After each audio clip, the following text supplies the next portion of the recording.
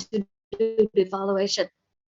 Okay, so an example, right? For example, I'm talking about group two. They want to do valuation for Mizuki Park Flora apartment. Okay, so what is the name for that project? What is the owner, right? What is like the partner? And then what is the one that design the instruction, right? Design the how, the structure of that project, right? What is the contractor, the main contractor? And like the area, right? And then how many apartment within that projects of that company. Okay, so give me all this information, right? As many as possible. And then you can also give me the link to access to that project. Okay, we have lots of the projects available as long as your company public information on the internet. So you can do the evaluation and then you can receive the information easily. Okay, here are just an example about group in the previous trimester that they give me the information. So it means that from now to the next section, you must have this information available for me, right? The reason is that we will start to do valuation projects this week, and then it means you need to have some of the basic information about the project that you want to do the evaluation. Okay, remember, especially for the data. So look for the valuation projects that belong to a public company, right? Or maybe for the privately held company. So it means that for the data that you want to collect is pretty hard, especially in Vietnam. Okay, so right, and here are just an example, and then you can also search for the like the answer, sorry, for the project's information on the internet as well, right? So here, let me share with you an example about evaluation, like some information about evaluation projects that you can see on the internet. All right, so this one. All right, so this one is the kinds of projects by Tân Long Homes, right? A kinds of real estate company. And then the projects that I want to introduce with you, right? Just an example is Epic Manila Winham in Mũi Né province in Vietnam, right? So basically, you should have project overview, like what kinds that projects, and then what is like, is this an apartment project, residential projects, or commercial projects? Okay, and then the area as well, and then apartment, right? How many kinds of apartment that we have, and then what is different kinds of apartment? Because given different kinds of apartment, the way that you make the valuation will be different for different plot into that projects. Okay, all right, and here we have something called the some introduction about projects, company name, distribution company, support bank, right? Because if you do the valuation based on the relative methods, so it means that you need to find out comparable. Okay, and then if you base on this information, you can find out the possible comparable to make the valuation, right? Especially for the projects that you know about the value already. So those could be the comparable in terms of location, right? Infrastructure, and then like geographical condition as well. Okay, so that's something that you need to take note for the group projects, right? The real estate valuation. And Dr. Kim will explain more about this in the in the next coming in the upcoming section with you. Okay, just an introduction to the real estate valuation. And right, I just give you the homework for the real estate valuation is that prepare, right? And then choose the real estate valuation that you want to do the valuation, right? Including all the things, and then the sources that is available on the internet or any kinds of resources that you have. Okay, send it to me, right? The group leader only send it to me, and we need to make sure that you have all of the valuation. Sorry, just just the information before the starting of next week section. Okay, right. So from now, right, just go home, right, or you look for information on the internet or any kinds of sources, right, and then send me the details of your valuation. Okay, you also have like what is called the project document, which require you to like log in for information, for example. Okay, so right, that's something or some example that I would like to share with you about the information that firstly you need to have when you do the evaluation. Okay, right? Any question for me? What is part? Right, maybe for further you can Admit scheme, right? But because that's just only the first thing that you need to do, because next week and then the next 2 weeks, if possible, so I will invite an industry partner that work in the real estate in Vietnam for a long periods of time. So he would come to the class and then share with you some of the real life case about valuation, right, of real estate, and then guide you on how, like some of the way that real estate company in reality, how can they do valuation. Can we pick a project for ourselves? Right, of course. Okay, the thing that I just show you is an example. Okay, it's just an example. So that is just the information that you should have for a valuation project, right? But you can choose a project by yourself and then send me the information, right? Just only 1 week for you to search for information from now to the start of the next section. Okay, clear, right? Mm. Teacher, so about Mm. the template for submission. So, do we need to follow the template that you have shown us, or you will give us a Mm. template also, or we will do by Okay. ourselves?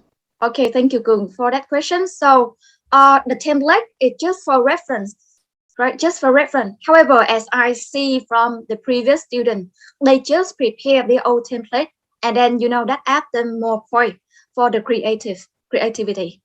Okay, so you can search for lots of the template on the internet, or maybe if you have time, so you can design the template for yourself.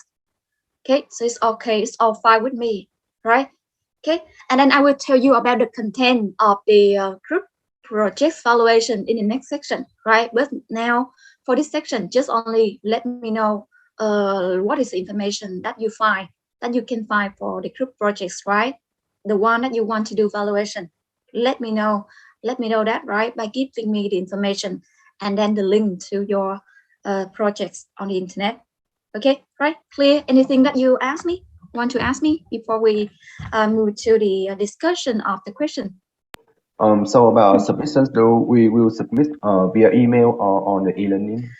Okay, so for submission, you will submit it on e-learning, and then I will tell you the date later, right? Maybe because you have a military course at the end of April. So I will think about the time that you will submit your assignment, right? Maybe later than, or maybe if you finish the military, so you can come back to submit, right? And I will be more flexible with the time, so you don't have to worry.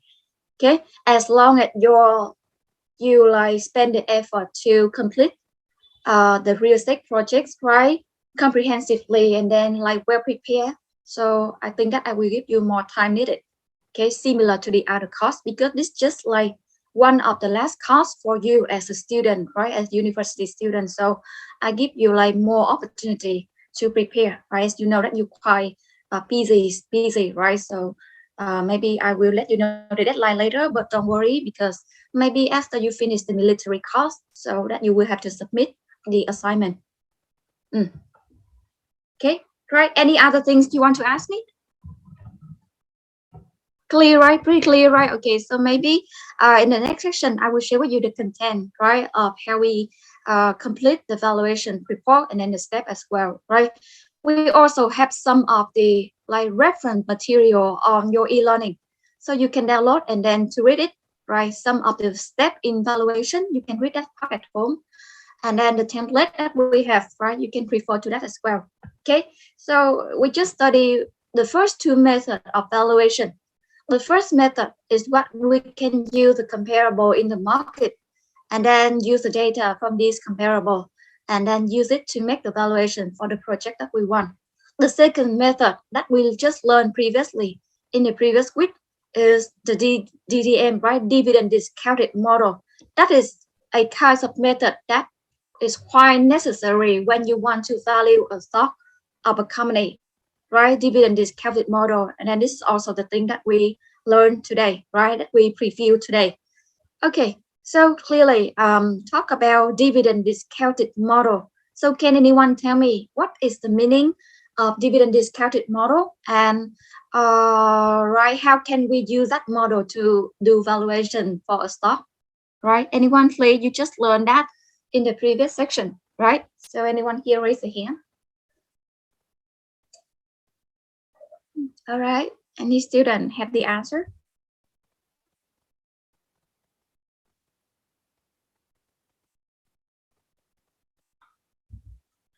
right, anyone? Okay, if no one, so I will have to call you randomly because you learned it already, right? You learned already, so I would expect of you to have the answer for DDM model, dividend discounted model, the one that we learned previously in class, right? Okay, so here you can have a look at topic 3 because we talk about dividend discounted model and like how can we make the evaluation. Okay, so here screen. Okay, so that's what we learned in the previous section about dividend discounted model, right? Dividend valuation approach. This is one of the best method to make the valuation for a stock of a company, right? So anyone please, right? Give me the definition or your understanding about dividend valuation approach. Anyone? Yes, Goon, right. Okay, Goon, please. Okay, so in my understanding about the dividend-based valuations, that we will value the value of a stock or value of a company based on the dividends that they pay for the current shareholder, and we will expect the dividend in the futures and also the terminal value to identify the value of the firms. So the reasons why we use the dividend-based valuations because at first, dividends measures the cash that investor they will receive from investing, and also in an equity share. So I think that is why one of the good method for measures the value of our stock, especially for stock. Yes, and the second is that we could use that to um, differentiate and also to compare with the alternative stocks in the market. So that is the reason why that we can use the dividends based valuations in the stock valuation. Yeah. Okay, right. Thank you for your answer. Right, this is pretty good. All right. So as I told you about like the basic, right, the meaning, the root meaning of valuation is when firstly you estimate the future cash flow that could be brought into your investment, right, in the future, and then you discuss those cash flow back to the present using a discount rate, right? So the value that you have is comparison with the cost that is the value of the company. Okay, so dividend is just another term of like how we use the future payoff that could be generated from a stock, discount it back to the present to have the value of the stock. Okay, the meaning is just similar as the cash flow like valuation, right? So that's why we have this table, right? So it means that approaches to firm valuation, right? So it means that when the firm, if they can forecast dividend of the stock, right? If the company pay dividend, so they can use dividend-based valuation method to estimate the stock price, okay, and then the value of a company, right? And then if you can use the free cash flow as well. So free cash flow is another method when we base on the earning before tax of the company and then the interest-bearing debt to estimate the free cash flow. Okay, and then earning as well, right? So we discussed the first thing, that is dividend. Okay, so it means that when you buy a stock, and then we assume that this company pay you dividend per period. So it means that this kinds of stock generate future payoff for you, right? And then talk about the extent of the valuation. When you can have something, when you have something, and then you know that this will generate value of money for you in the future, you discount those cash flow back to the present. So that is the value of that investment. It's just similar as we talk about stock, right? When you buy a stock, so you expect to collect something like dividend in the future, right? So the value, right, the money that you receive in terms of dividend in the future, discount is back to the present. So that's the value of the stock. Okay, similarly, right? Okay, so that's why we apply that kind of dividend discounted model best to value of stock. So it means that if you use the dividend, discount it back to the present, and then you can compare the price, the current price of the stock with the price from your estimation. So you will know that whether the stock is undervalued or overvalued given that estimation. Okay, so you will consider whether you should buy the undervalued or overvalued stock. Okay, all right. Okay, so that's something that we learned in chapter in the previous section, right? Topic 3 about dividend discounted model, and also we learned about risk adjusted expected rate of return because you will use this one as a discount rate to like discount the future payoff of dividend back to the present to have the value of the stock. Okay, so that's something here, right? And then, you know, for this expected rate of return, grid adjusted, so we based on the CAPM model, the one that we learned in corporate finance already. Okay, capital assets pricing model or CAPM. So it means you need to have like expected return on a like risk-free rate of return, right? So it could be any kinds of return for a treasury bond or treasury bill, the bond that issued by the government. So that means risk-free rate. Okay, betas of the stock, expected return or market risk premium for this part. So that's how we can come up with the risk adjusted expected return for the stock, and then that will be applied as a discount rate. Okay, so basically we just learned about the basic, and then something regarding to the CAPM, right? Some of the like capital structure. So how can it reflect the cap in the CAPM, and the other thing as well.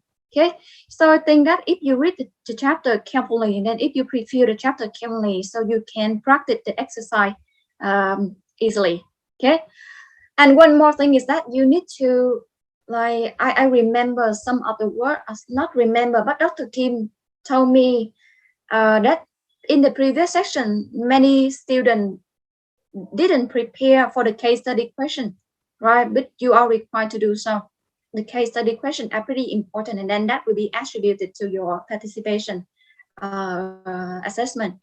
Okay, so it means that when you are presenting in group, that means the score will be given. Okay, so just spend the time at home to prepare for the question in my class, and then the case study test question in Dr. Kim class, right? Okay, because we will release the solution for you in case that you will prepare. Otherwise, when I just release the solution and then you don't prepare anything, so I don't think that you can understand about the solution. Okay, you need to practice first, right? It could be incorrect, it could be correct, but as long as you practice, right? So you will know like firstly on how we do that problem, and then what is the wrong point. So you can look into the solution and know that. Okay, right. So let's move to the discussion of the thing, like the question in my section. Okay, so today we have 3 questions to discuss in my section. Okay, we don't have much time, so let's come to the first question. All right, the first question we have is belong to right, topic 3, question 11.1, 11.12, and then 11.13. So all the questions that we will discuss today. Okay, so firstly, 11.1, we just have only one theoretical question, and then I will, if no volunteer, so I will call a student to give me the answer for question 11.1. Okay, 11.1, right? Anyone here volunteer? Okay, just a short answer question, right? It's not something not too difficult for 11.1.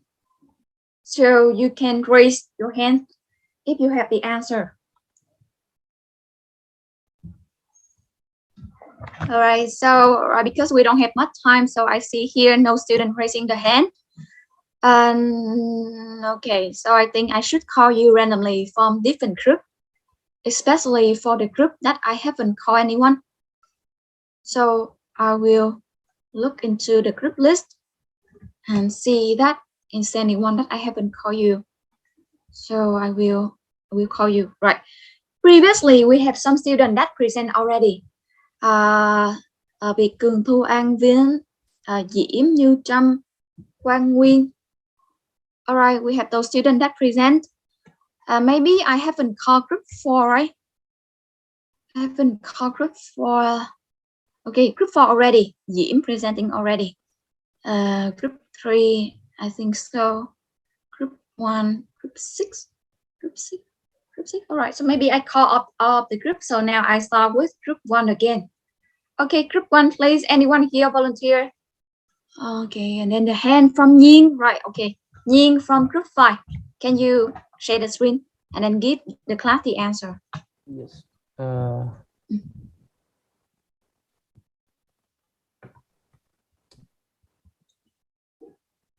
Yes. I only have a short answer for this questions. The first questions is the theory behind the dividends-based valuation approach. It means that it's the value of investment is the sum of present value of all future cash flow. Here, the dividends mean all the periodic dividends, the stock buybacks, the initial cash flow of the shareholder to the firm, and also the liquidating dividend. And here's from the formula, you can see that discount rating, it's uh, it means it's the time value of money and also the risk of investing. The dividends are value relevant to common equity shareholder because it's the measure of our future payoffs, which represent the wealth and value distribution from a firm to its shareholders. Mm. Yes, that's what I think. Okay, right. Thank you, Ying, for your explanation. So, right. So I think that's just pretty correct and then pretty comprehensive, right? So, okay, can you just share the screen again because I think that your answer is pretty clear. So the other group, you can learn from the question from this group. Okay. All right. So this is just a short answer question, and then you know that in the exam, right, we'll have such short answer question in a question, right? In a big question. Right, so just simply ask you what is the dividend-based valuation approach, and then why dividend value relevant to common equity shareholder, right? Because as I just explained to you, dividend are what we call future payoff or for shareholder. They are considered to be the future cash flow that could be brought to the shareholder if a shareholder buy a stock from any kind of company. And then you know that if any company do not pay dividend, right? So we cannot use the dividend-based valuation approach in making valuation, right? Because no future payoff. And then you know that is not a rare case, right? Many companies they don't pay dividend. So if you want to value like make the valuation for the stock, you will have to do another method, not the dividend-based valuation approach. Okay, so clearly, right, that they are the future payoff. So I'll talk about like the extent of valuation. So if you know about the future payoff, and then you discount it with the discount rate, and to reflect the risk of the expected payoff, and then the time value of money. So that's how you can receive the value of the stock based on the dividend. Okay, because dividend is the future payoff for a shareholder, right? We don't talk about the difference between the price of the stock in valuation, okay? Because now we talk about valuation, so it's just a future payoff, not the difference in the price, so you don't have to care about that. Okay, right? Thank you, Yin, for your answer. Right, that is pretty good. Okay, and then let me continue with the other answer, the other question from the other group. Is that we have the next thing is question 11.12. 11.12. Anyone? Okay, a calculation question. So can anyone here prepare present into like that question in the class? Okay, 11.2. Is it 11.12? Right, 11.12. Page 900. Anyone volunteer? All right, we have lots of the student volunteer. Minh Thảo and then Đạt, right? Okay, so let's wait a little bit. I will the screen to be like bigger because it's pretty small. Okay, so it's just like control and plot to make the screen bigger so we can see the number clearly because it's pretty small. Okay. Hmm. I got you. Okay. So they briefly gave us about the assumptions about the project role, about the total dividend to a common equity from year 1 to year 6. Give about 5% growth in 5 years. So it's represent here. And some other information is the beta,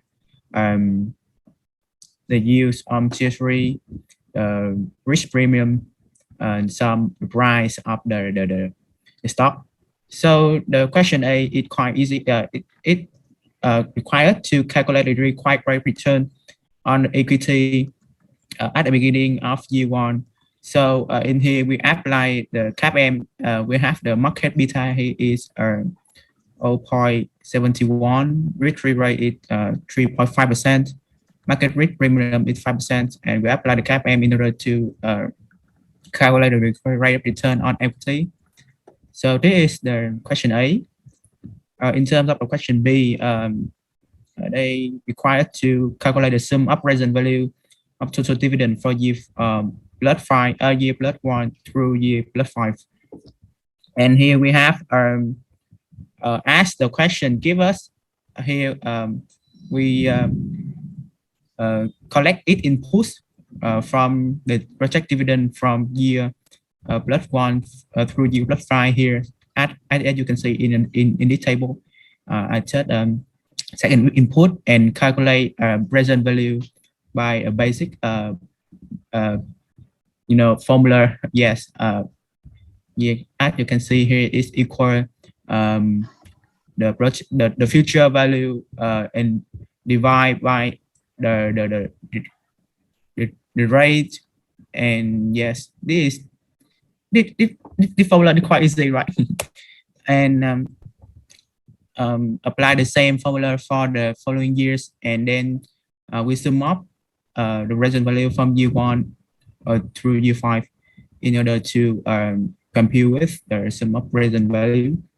So this is the question 2, and about the question 3 is calculate the continuous value at the start of year plus 6 using the perpetuity withdrawal model with year plus 6 total dividend. So here we have to calculate the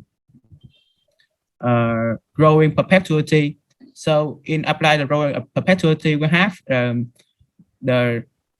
firstly we have the required rate of return is 7.1 here, and we have the roll rate as the assumption is 3%, and then we apply the formula easily is by the dividend at year 6, and we divide by the required rate minus for the roll rate. This is the formula of the present value of growing perpetuity.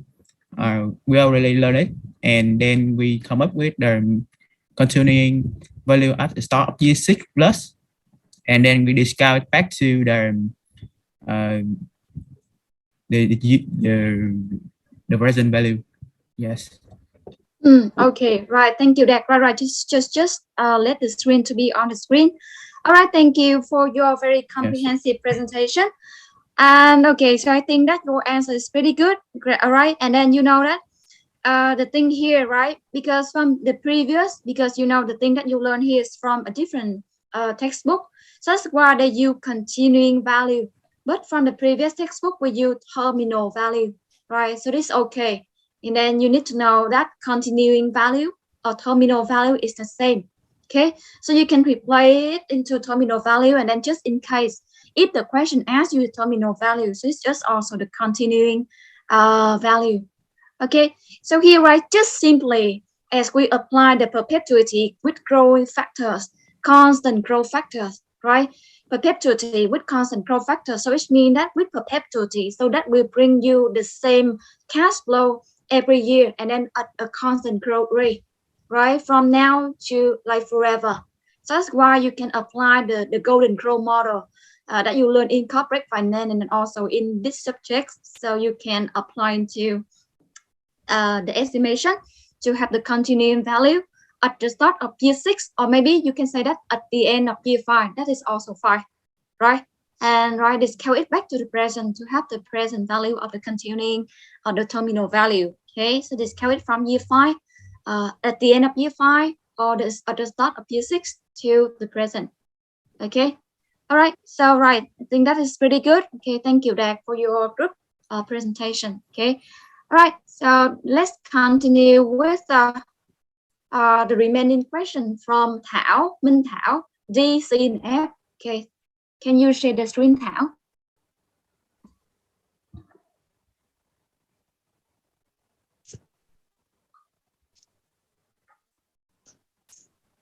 Yeah, so for the question D, first we have the present value of dividend through year from year 1 to year +5, which is calculated in the question B, and we get the present value of continuing value, which is calculated in question C, and we add up them to get the present value of the whole, like the whole dividend. Blending, And then blending we period, get right? we adjust for mid-year discounting, which we multiply by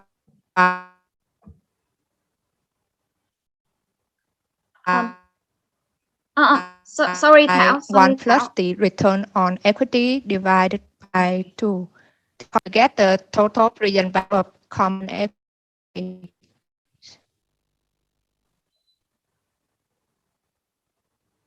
Okay, all right. I think that's some problem with Thảo internet connection that I cannot hear you clearly. So Thảo, can you repeat again? Right, I just you just finished for this part of.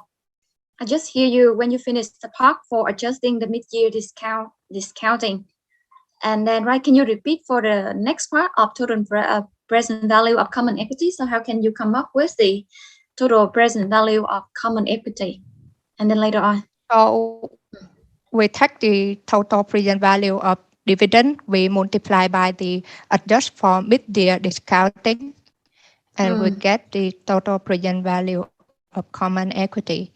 And then we divide the total present value of common equity by the number of shares outstanding, and we get the present value per share of Royal Dutch Shell common equity. Okay, right. So for question F, we compare the present value per share of Royal Dutch Shell common equity with the current share price at the beginning of year 1, and we see that the present value per share is greater than the share price. So we conclude that the share of Royal Dutch Shell is currently undervalued. Michael, Okay. can you go to the cell A40 so that teacher can see the formula?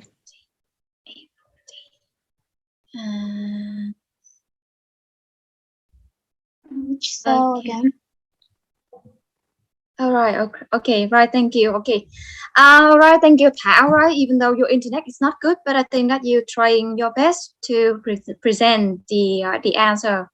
Okay. So right, you just put it here. Right. Scroll up a little bit. Fu. Okay. Right here. Okay. So here, right, because you have the information from the previous question A and B for the present value of the continuing value, and then the present value of dividend for the planning period. Okay, from year 1 to year 5 is that we have the present value of the planning period. It means that you can estimate the change in the growth, right? And then the growth is different from year 1 to year 5. However, right, later on after like year 5, so you have a constant growth, so it means you can apply the perpetuity growing model to estimate the present value of the continuing value. Okay, so all together, right, you add up the present value of the planning period with the present value of the continuing period together to have the present value of common equity of the firm. Okay, and here, right, okay, so then you multiply with like adjust for mid-year discounting. All right, so we have a very important term that is mid-year discounting. As you learned long time ago, we don't have what is called mid-year discounting. This means that when you discount the cash flow back to the present, so it means you just need to take the cash flow divided by 1 plus the discount rate over the number of years, right? But now we have something called mid-year adjustment for mid-year discounting. So why is it necessary for doing so? Okay, in case you have that question in the exam, so you must understand what is mid-year discounting. right? So mid-year discounting, right, as we learn, and then if you read the textbook, so it's just a like a corrections for this over discounting phenomenon. Because if you don't do the mid-year discounting, so you assume that all of the cash flow are collected at the end of the year. But that in reality, that is not the case for all the firm, right? We cannot give that assumption, because in the real life, the firm may collect the cash flow at the end of the year, right, or some period during that year. So if you just use like a simple discounting rate, so it will make your discount to be larger, okay, without any adjustment. So that will make your valuation to be affected. So that's why we need to use the mid-year discounting, as we treat our cash flow as if they occur at the midpoint, right, at the midpoint, rather than the end of the given period. Okay, because if we don't use the mid-year discounting, so we just assume that all of the cash flow or future payoff will be collected at the end of a year, right, a given period of time. Okay, right? So when we apply the mid-year discounting, so it means that the cash flow of that investment per year or per period will be eventually distributed throughout the time period. Okay, it's not just a certain period of time, but will be at the end of the year, at the beginning of the year, or at any point within that year. So the midpoint, right? You just a midpoint to eliminate that problem. Okay, so that's something that you should take note when we talk about the mid-year discounting. And then I'm not sure, but maybe in the exam, right? Because Dr. Duke really want, like, he want to challenge you. So that's why he asked you something that you may not notice. And then that could be the mid-year discounting. Okay, and then maybe he just asked you this question. But that one more sub-question is that why do we need to use mid-year discounting here? Okay, so you need to have the answer, right? So that just sum up my warning for you with the exam that's coming later. Okay, and here, right, when you can have the present value of common equity, and then you divide it by number of shares outstanding, so you can have the value per share. Okay, and here that is the number that Thảo just present. Okay, so compare the number with the previous price of the stock at the first beginning of year plus one. So you can see that the stock price from your estimation is much greater than the price in year plus one for this company. So clearly, you can say that this stock is undervalued. Okay, and then as a smart investor, should you buy this stock?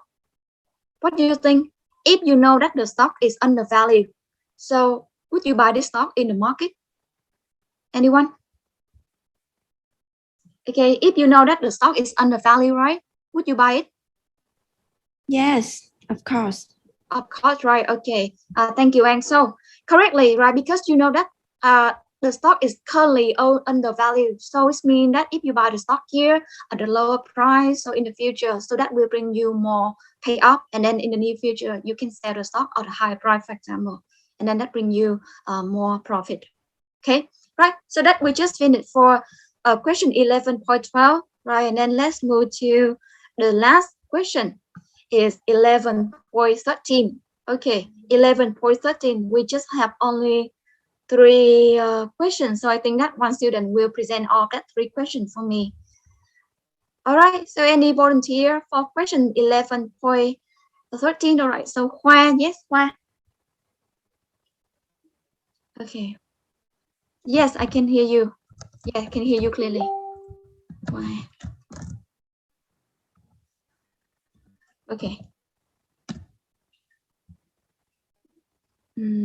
Previously we have Vic Anh. Right, for the student that joined the class late, right, please chat me or please let me know by sending a message via the chat box on Zoom, so that I will check your attendance. Otherwise, you will be marked absent if you don't let me know. Okay. Yes. Okay, I can see your screen clearly.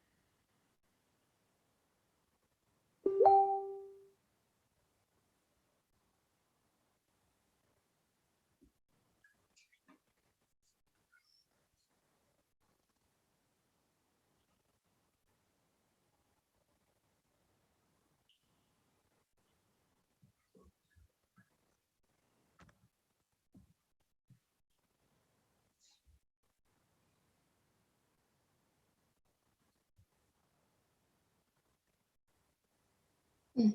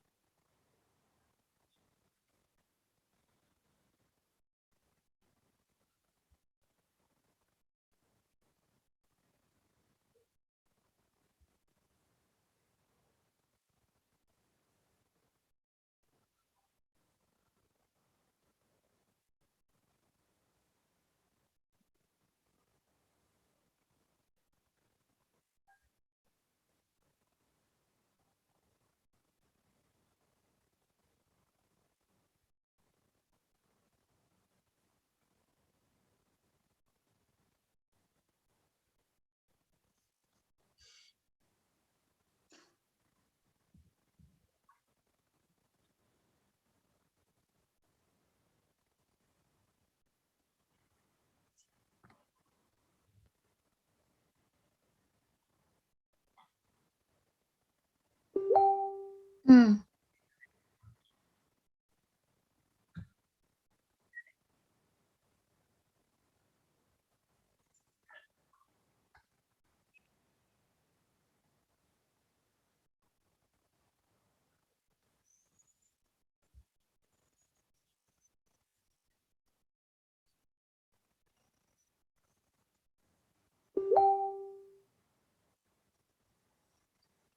Mm.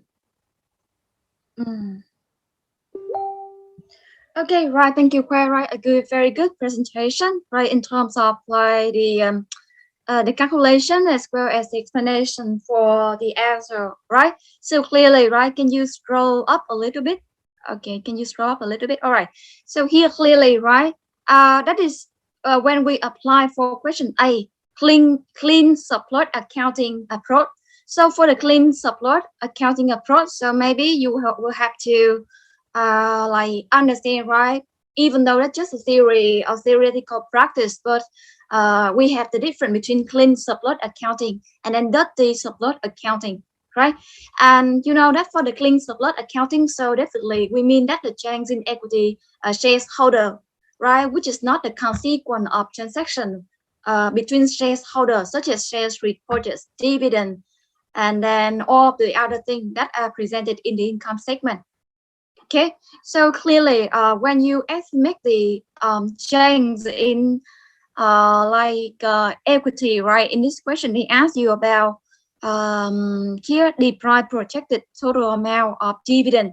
So it means that when you apply the clean subplot, so you will base on the beginning book value of equity and then in ending book value to find out dividend per year. Okay, so beginning book value of a year, it's just the ending book value of equity of the previous year. That's why he's use the common equity at the end of year 7 and then put it into the beginning book value of year A. Okay, and then similarly, right, in year A we have the ending book value of equity to be around $700,000. So that is the ending of year A and also the beginning of year 9, right? Just like how we estimate the inventory stock for the accounting. Okay, so clearly when you just apply and then for the dividend right here, right? So you see that clearly the dividend in the best case, in the most likely case, and then in the worst case scenario, dividend is always equal to 0. Okay, so one implication here that you can have is that the firm, they do not pay dividend, right? Why? Because they are a privately held firm. They don't issue the stock in the market, for example. So that's why there's no investor or no shareholder they buy that case of like dividend or that case of stock, right? They don't public the share. Maybe the owner of the share just come from three of the player, right? Of the firm owner. It's not from many of the shareholder. That's why the dividend equal to 0 in this case. Okay, so some information that you can like analyze given the dividend to be 0.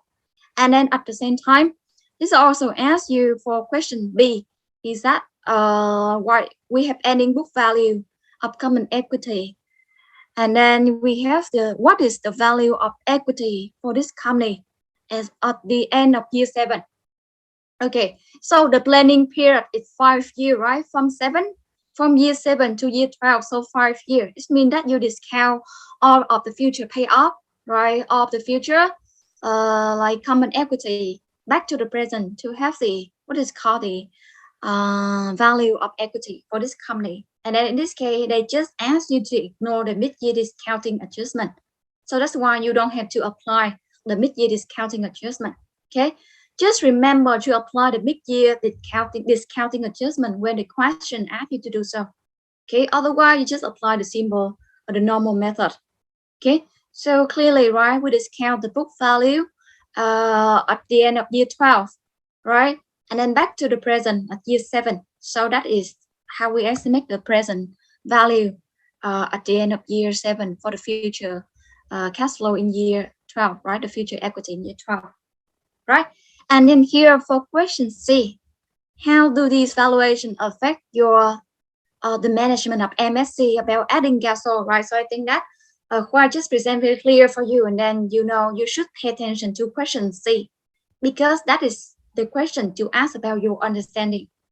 Okay, from the information provided here, all right, we have lots of the information in the market for wood stove and then for gas stove, right? So financial number, it's not just only the indicator, but you need to analyze the market. So that's why you study about marketing and then marketing research in your analysis.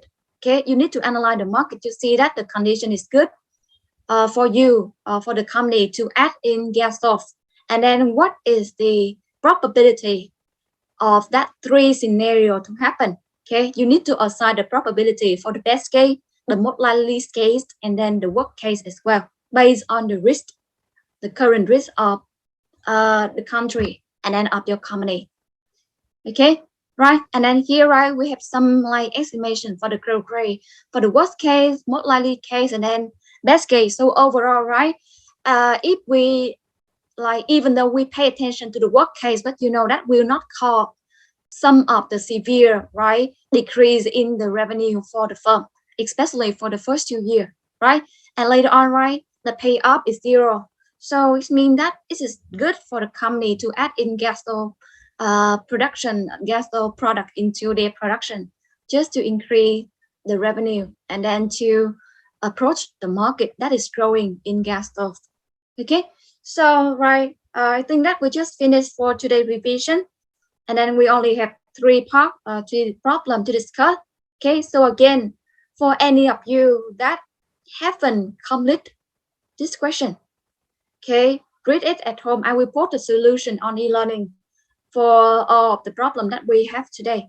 And now, right, because it's already 4 and then 30, so I think that we should move to the section with Dr. Kim. Okay, so I think I will give you around like 5 minutes to break before you move to the section with Dr. Kim. Okay, right, so see you all next week, and then I really hope that. Now I will start from the group, the highest number group, say group number 5, right? Do we have group number 6? I will start from group number 6. Yes, we have group number 6. Yes. Okay, so first of all, we will need to discuss to brief summarize briefly summarize the case, and then we will present our assumption, so that we will jump into this the working on the case of the Starbucks. Okay, I will start with group number 6.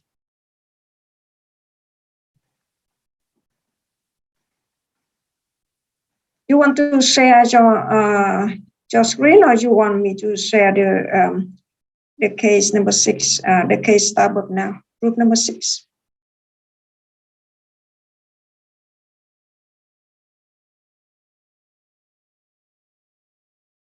Hello? Don't take too much time. Are you okay? Everyone in group number 6?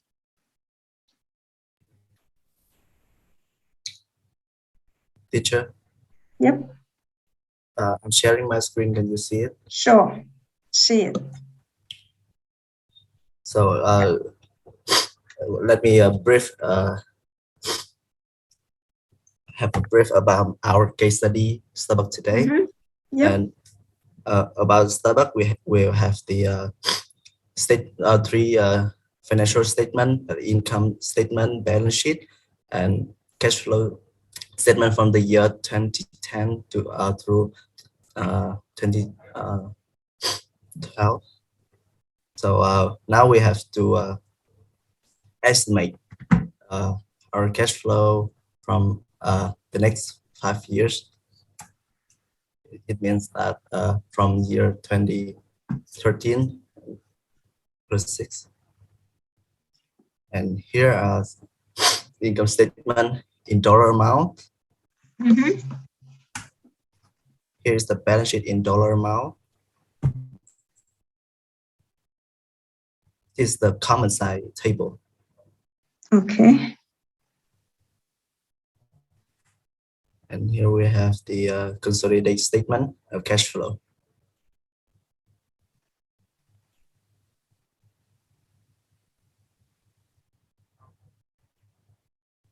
And here we have the sales analysis and store operating data for 3 years, which the company has company operated store, niche store, and the last one is CPG, food service, and other for different place like America, Europe, What Middle is East. CPG? CPG is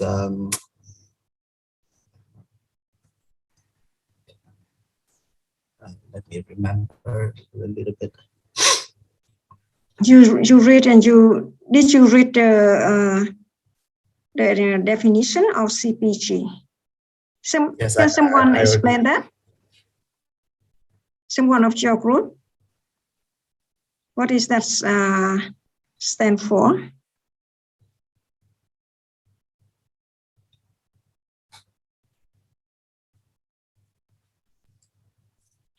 Okay, that is not good.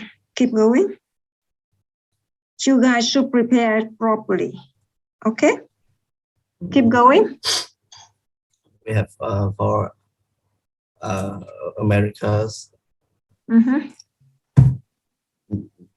Europe, Middle East, and Africa. And the Okay. last one is China, Asian, Pacific.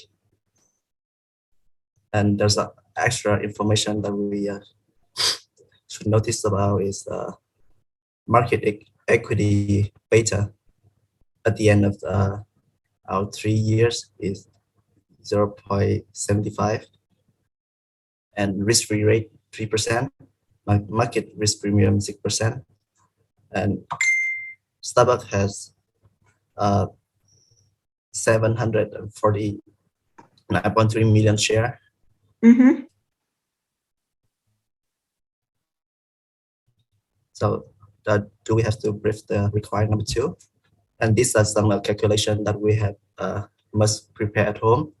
The first part is applying the CAPM to calculate the triple R, and the next question is using the proper financial statement to derive the project rate ratio as a return on common equity. So At the third one, we assume that long run growth rate be 3% in the last year plus 6 and beyond. So project that year defined income statement balance sheet amount will grow 3%.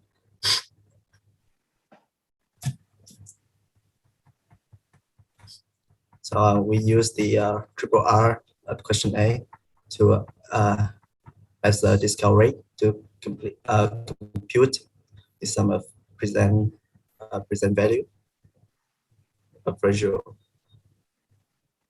Then we're using the triple R from the requirement as a discount rate and the long run growth rate from required C to compute the continuous value of Starbucks of the year plus 6.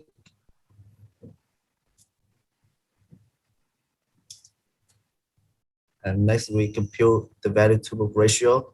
We have the sum of present value, total from requirement F1 and at1. Adjust the total sum from requirement F2. Next, we compute the market to book ratio. And remember, it's at the end of 2012 to compare the value to book ratio to the market book to book ratio. Next, we use the value to book ratio to project the share value.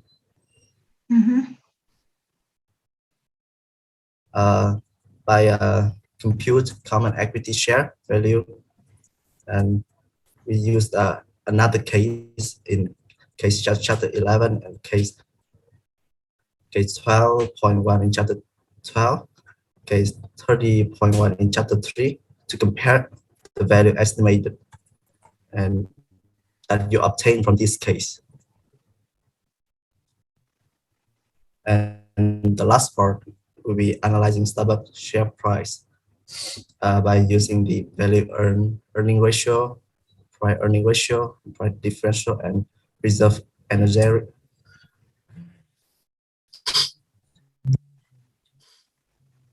And by using the forecast data that you have done in require 1 to project you want earning per share.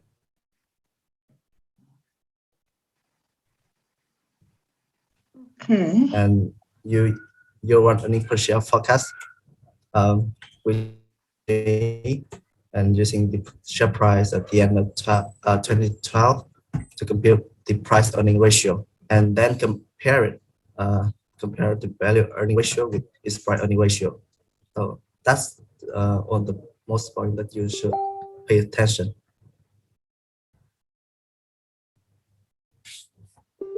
Right.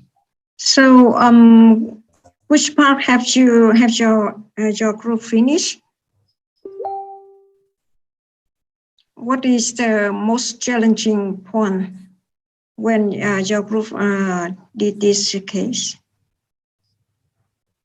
Can I ask you, so for all of you, to open your camera, please? I think the most challenging one is from our group view, the required one that the forecast my connection is not stable. Can you hear me, teacher? I feel your voice is very shaking.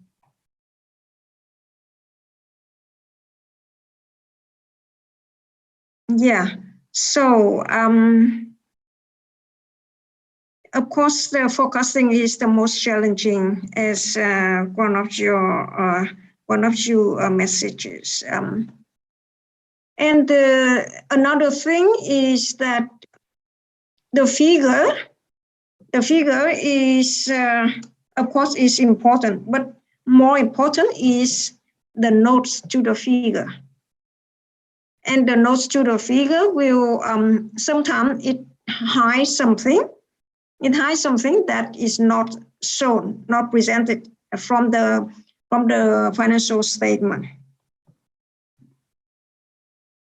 Okay. So now, I'm back, teacher, because I just moved from my room to the okay. quarantine room, so the connection is really bad. Okay. Now you can, continue if possible. So from our point of view, I see that the required one is the most challenging, which is the forecast of 3 financial statement.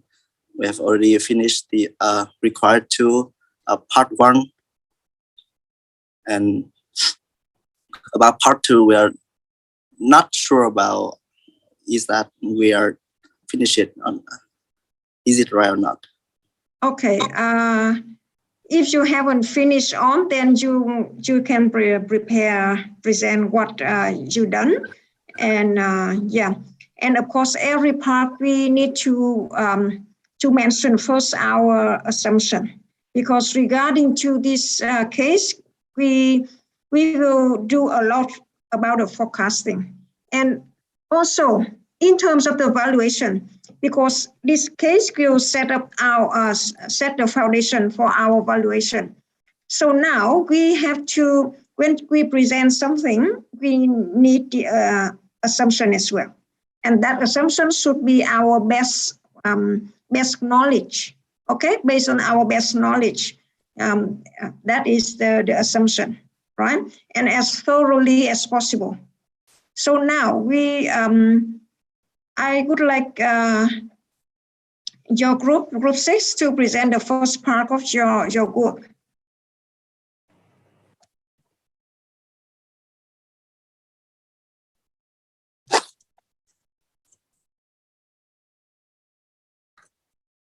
Can you see my screen? Just is sharing, nothing shown yet.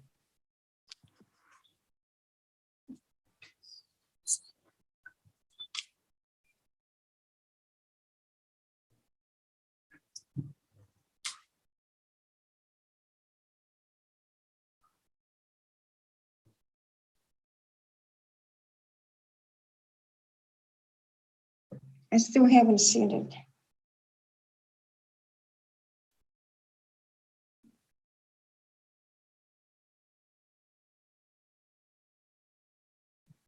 Can anyone in your group share the screen instead of you? And let me ask them. Yep.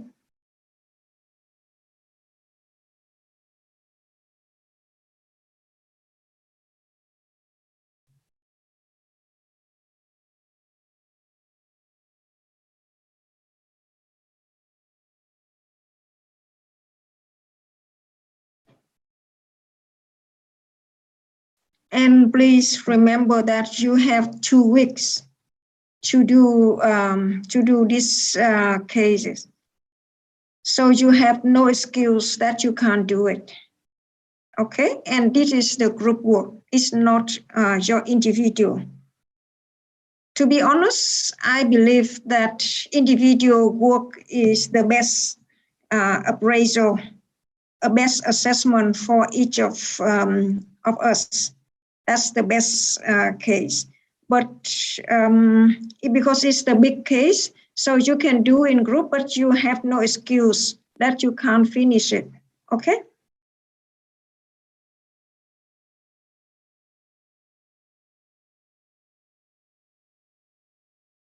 Okay, so so you can see on the screen. Yeah,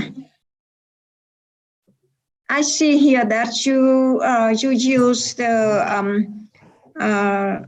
package from this textbook, right? Can I ask anyone here doesn't have this package yet? Anyone?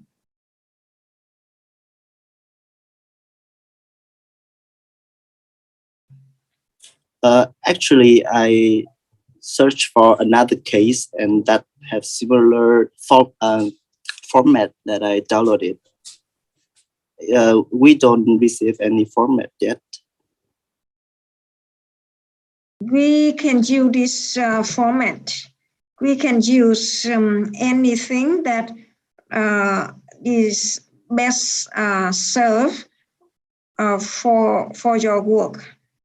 But I warn you all that you can't just present something that you search on internet.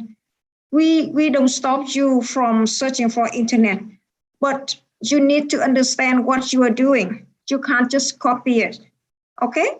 Don't just copy. You have to understand.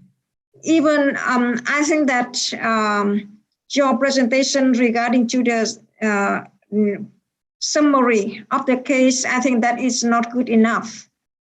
Okay? You better do it in more inside information, not just to read whatever like that.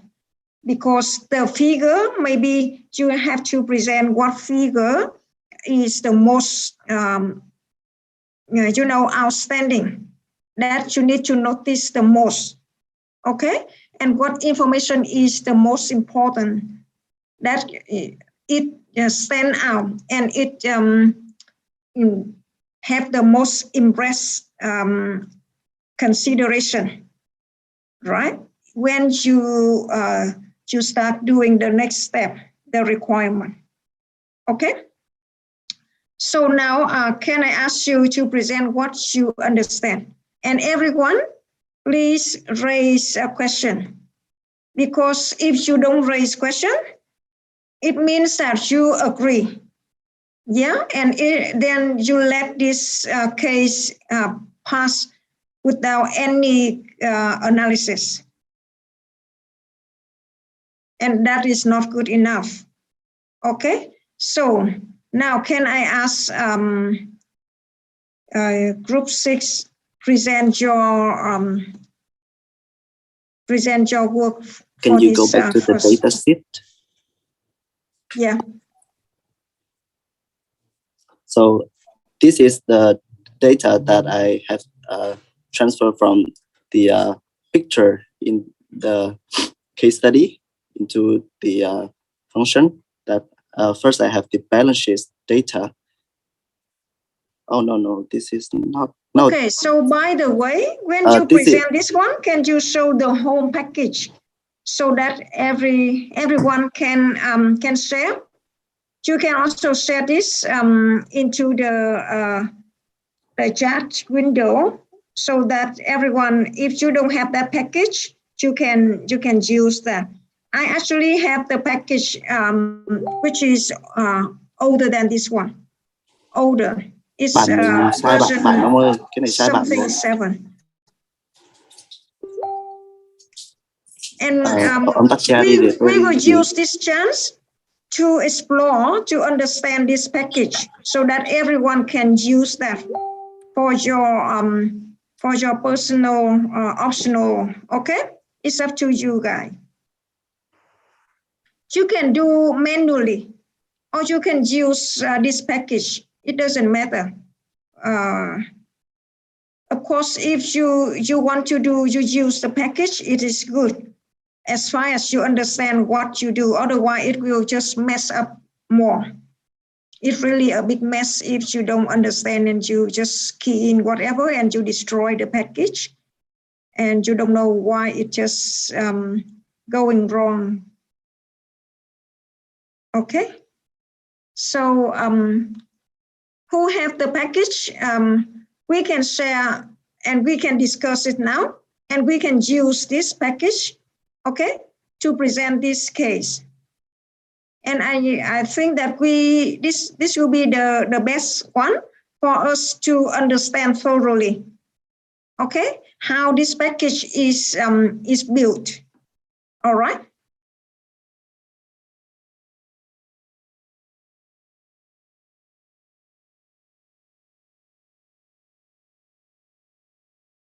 So is it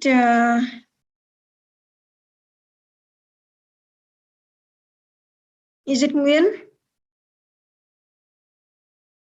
Yes, I already sent who will in the chat box. Yeah. Who will share that one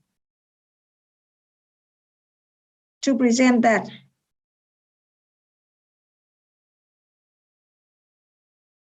Okay, so we start from the sheet data, right?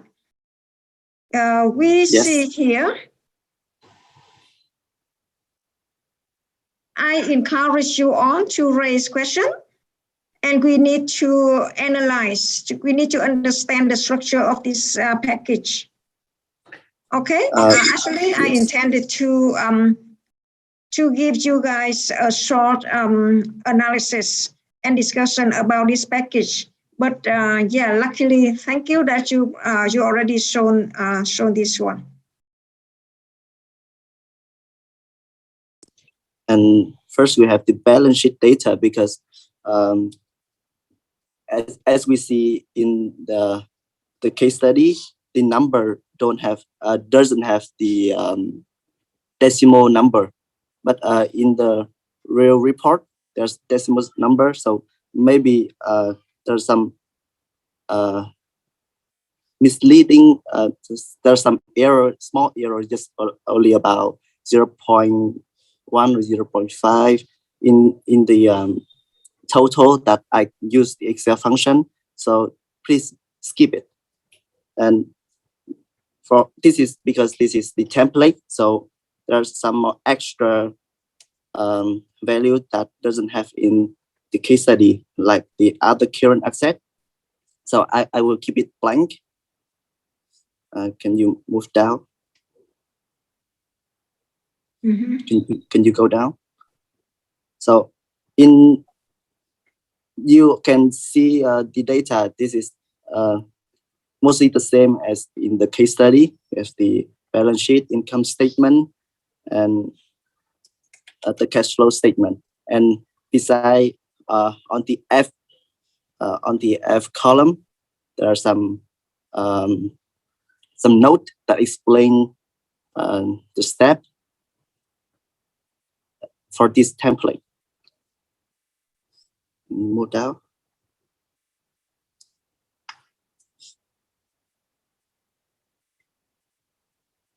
So these are only the data that I transfer from the case study. So maybe we should change into the forecast development. You scroll down into the last row.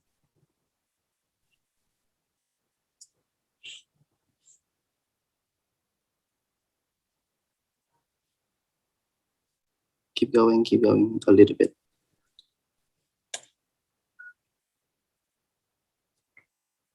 Okay, go up.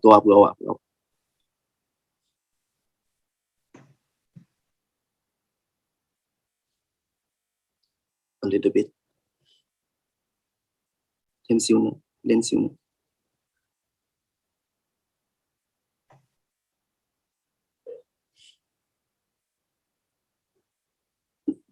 xíu nữa rồi.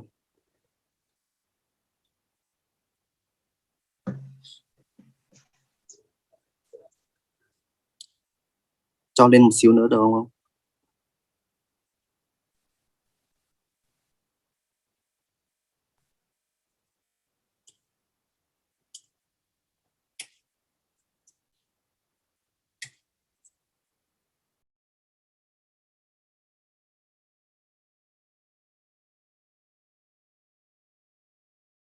Ở dòng thứ 85 á.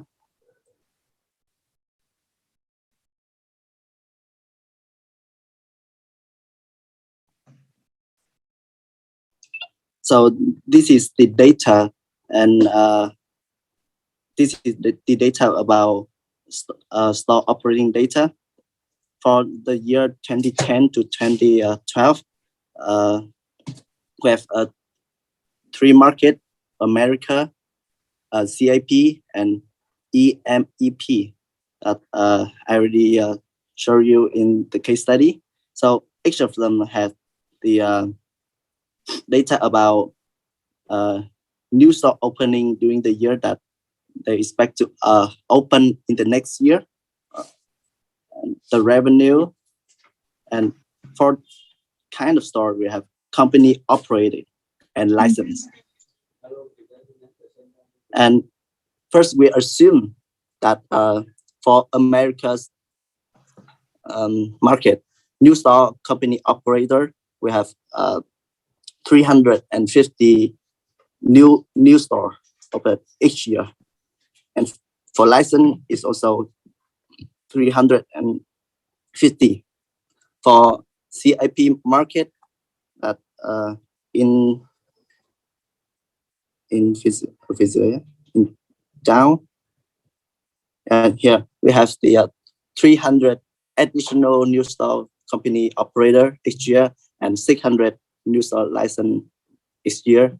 And for the last market is EMEA, and we assume that no store open and no new store company operator and 200 new store license.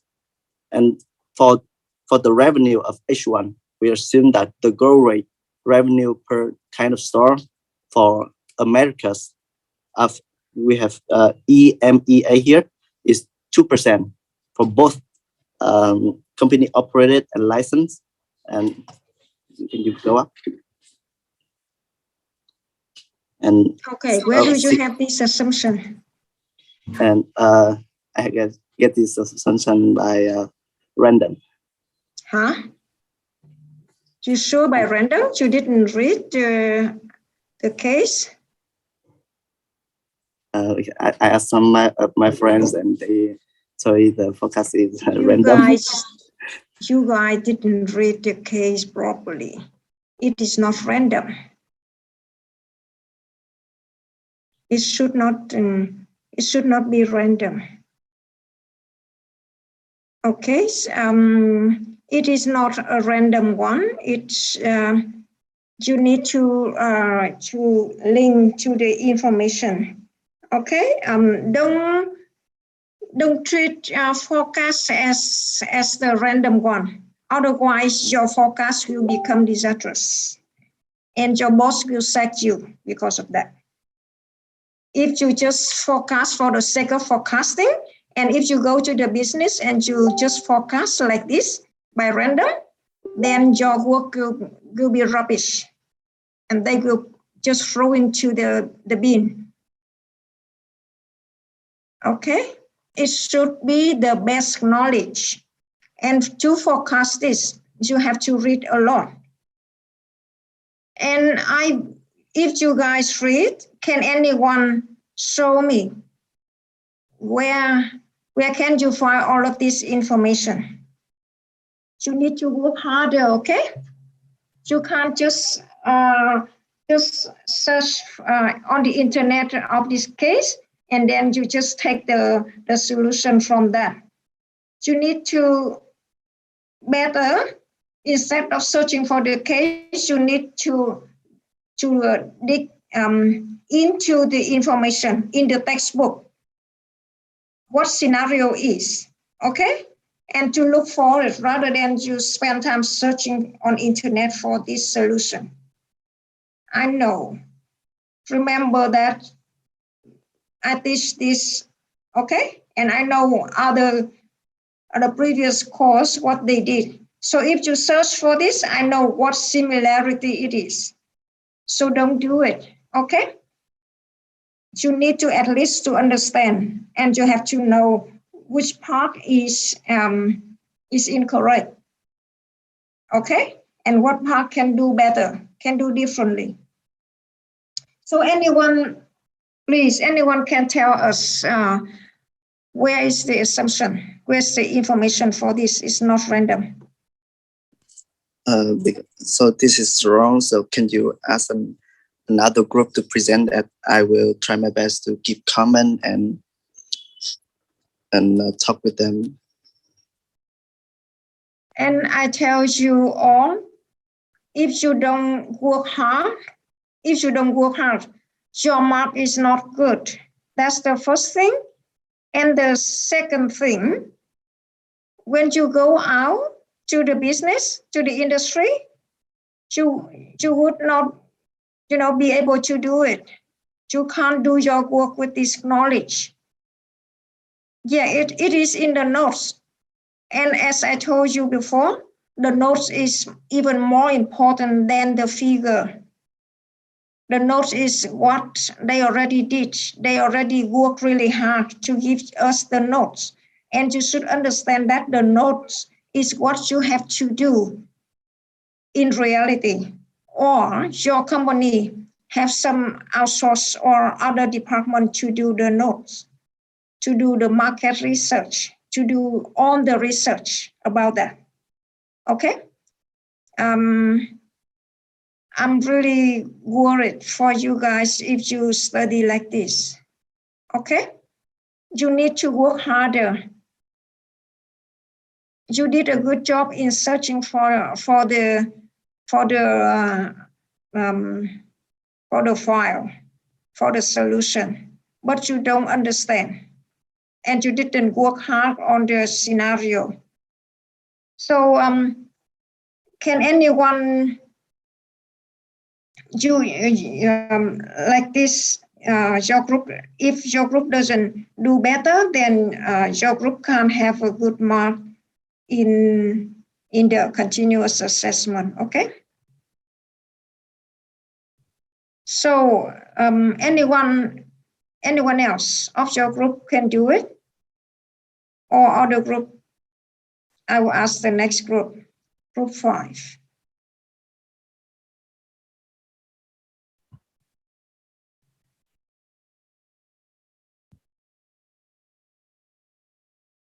So we are having the same questions while we're doing the forecast module.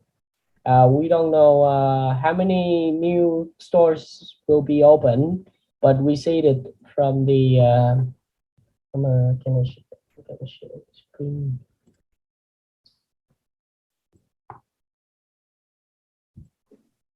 Yes, over here.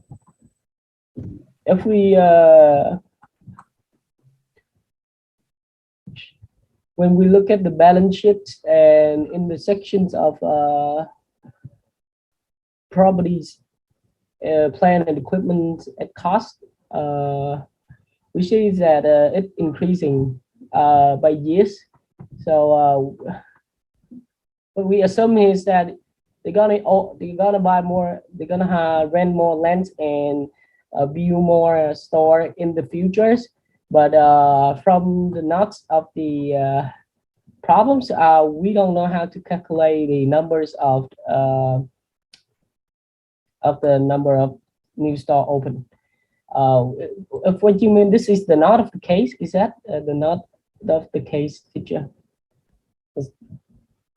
It's all is included. And remember that if you go down to the notes, they suggested us that to analyze the other chapter as well.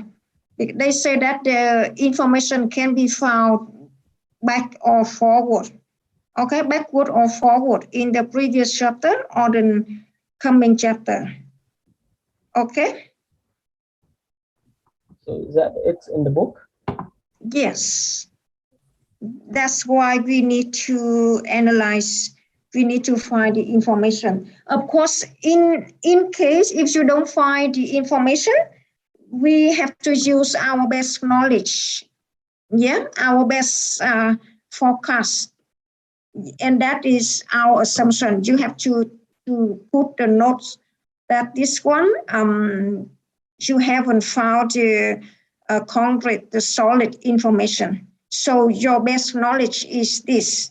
Your best forecast is this. Okay, that is the way when you present that, then the audience, yeah, they can give you more advice. Like I just say that someone else say that in that notes, you can find that in the market, something like that.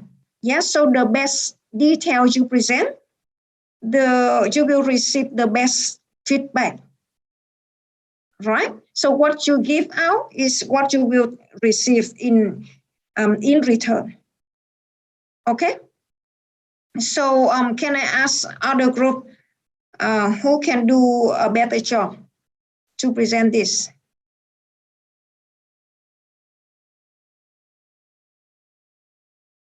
And I would also remind you on that for the forecast, like for the evaluation, right? In this case is technically it is the process of doing things.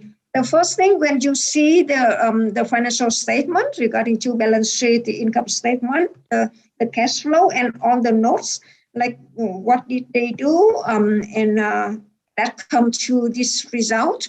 And they have to explain something as well, because they will, the public and also the government, say the security, the stock exchange, the committee of that, they still, they have to get some information, and they have to appraise, to assess you if you cook the figure or not, or if you hide something or not. Because if you hide something, then it is not totally correct. And of course, sometimes we didn't hide anything on purpose, but it is just error, right? So if it is error, then of course you have to explain, and you have to correct the error as soon as you find it. That is normal, because we are human being, okay? And also remember that this financial statement actually is already audited by external auditing company, right? As far as your company is listed.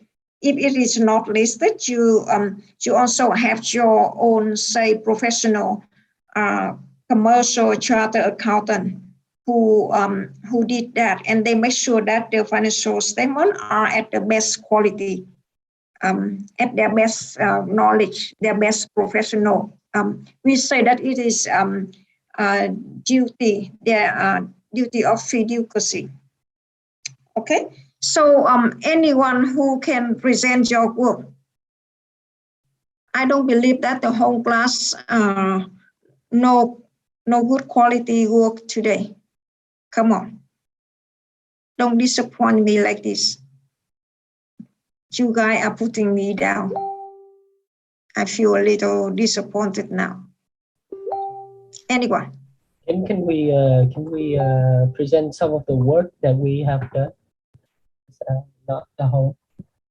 You need to show me. Yes. That you are working hard, working seriously. You can't just do it and you come to class without doing anything.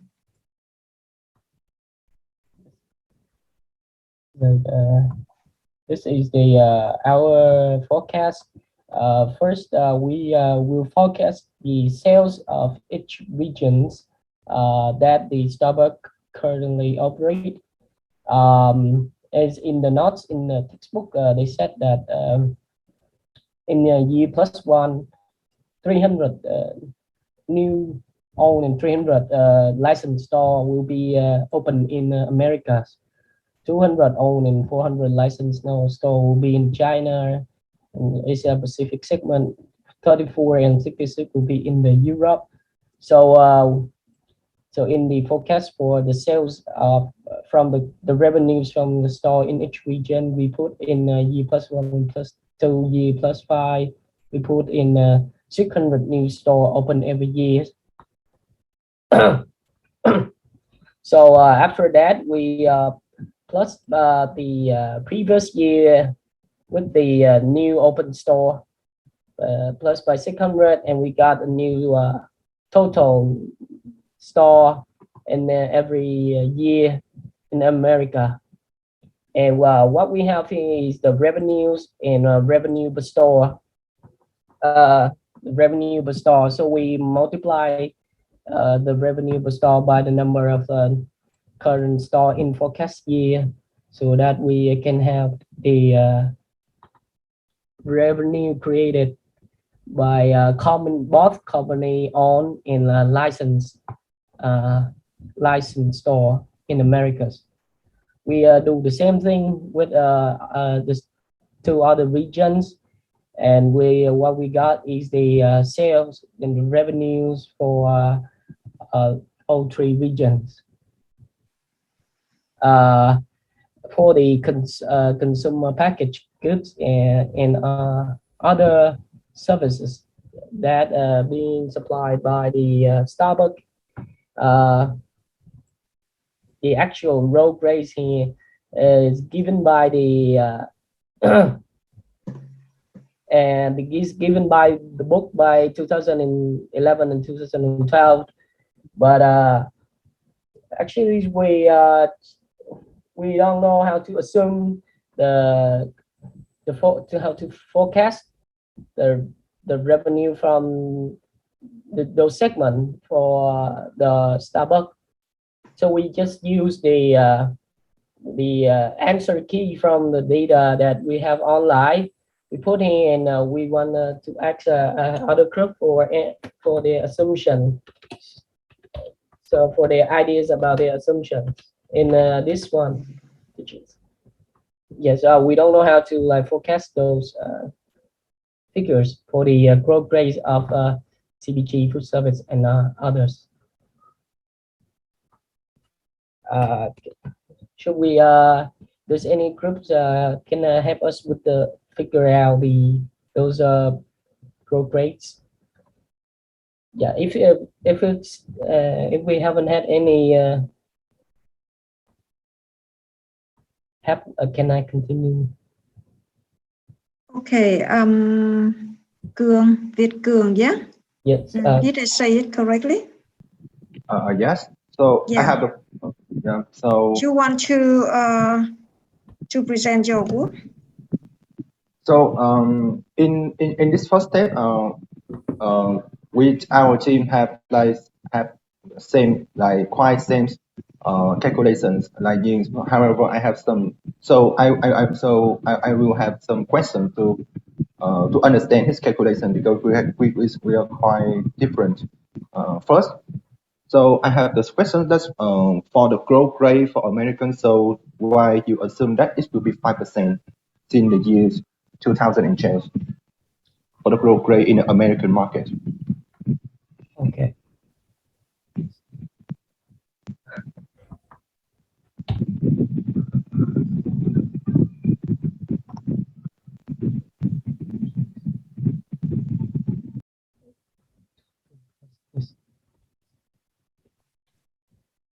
Oh, so I think there is what is that? This is the growth rate in the revenues by both of the store, and I think we miscalculated this part. We should take the plus of license revenue and company owned revenue. Then we have a result over here, and then we take the change in revenue through years, right?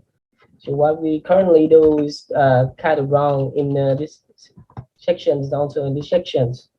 So what I just said, is that correct with the way that your group is doing? After you giving the forecast for revenues of company operated in a licensed store? So actually we have the different way to calculate it. So at first I agree with you about the number of new store opening in American and is in EMEA and in CAP also about the number of new store opening. How about the growth rates? We actually we for the growth rate in our definition, we think that is the growth rate for the revenue per store per year. So it means that it is the revenues that the revenue per year per store per year will grow.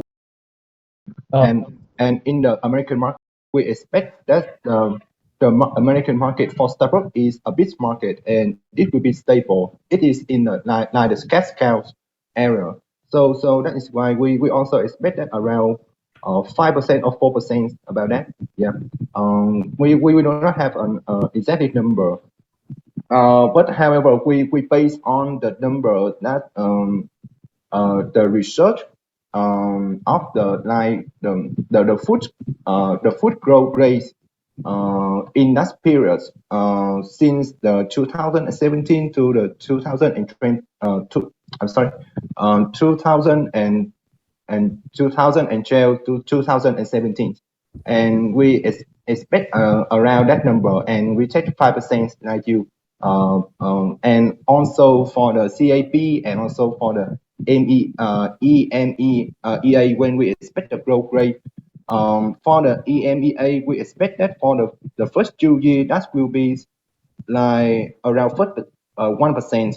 However, from the year 2015, that is from the third year, that will be 2%, because we expect that when the companies have new long, I think that's for the EMEA market is the new market for Starbucks, because the number of stores is quite small, and it means that they are new, that they are in the very first stage for building the foundation. So we expect that for the first 2 years it will be 1%, but however for the next 3 years that will be 2% for the growth rate, and for the CAP market, that is also the new market for Starbucks also, but however they enjoy a high growth rate, and we have do the research in the food growth rate in China, in China markets in this period from 2012 to 2017, and the growth rate we have researched that is around 9%. So it means that in the 2012 the growth rate is 50%. So we expect that it will be decreased. But however, the average number, the average growth rate will equal to 9%, because we expect that the growth rate of Starbucks in China will equal to the food growth rate, the food growth rate in that part in this period in China also. So so the growth rate that we check is 12% in for 2013, 10% for 2014, 9% for 2015, and 8% and 7% respectively for the years. So that is the way that we calculate the growth rate for the revenue per store. Yeah, and I agree with you with the numbers of the store opening, because we also assume that they open the same number of store year to year. Yeah.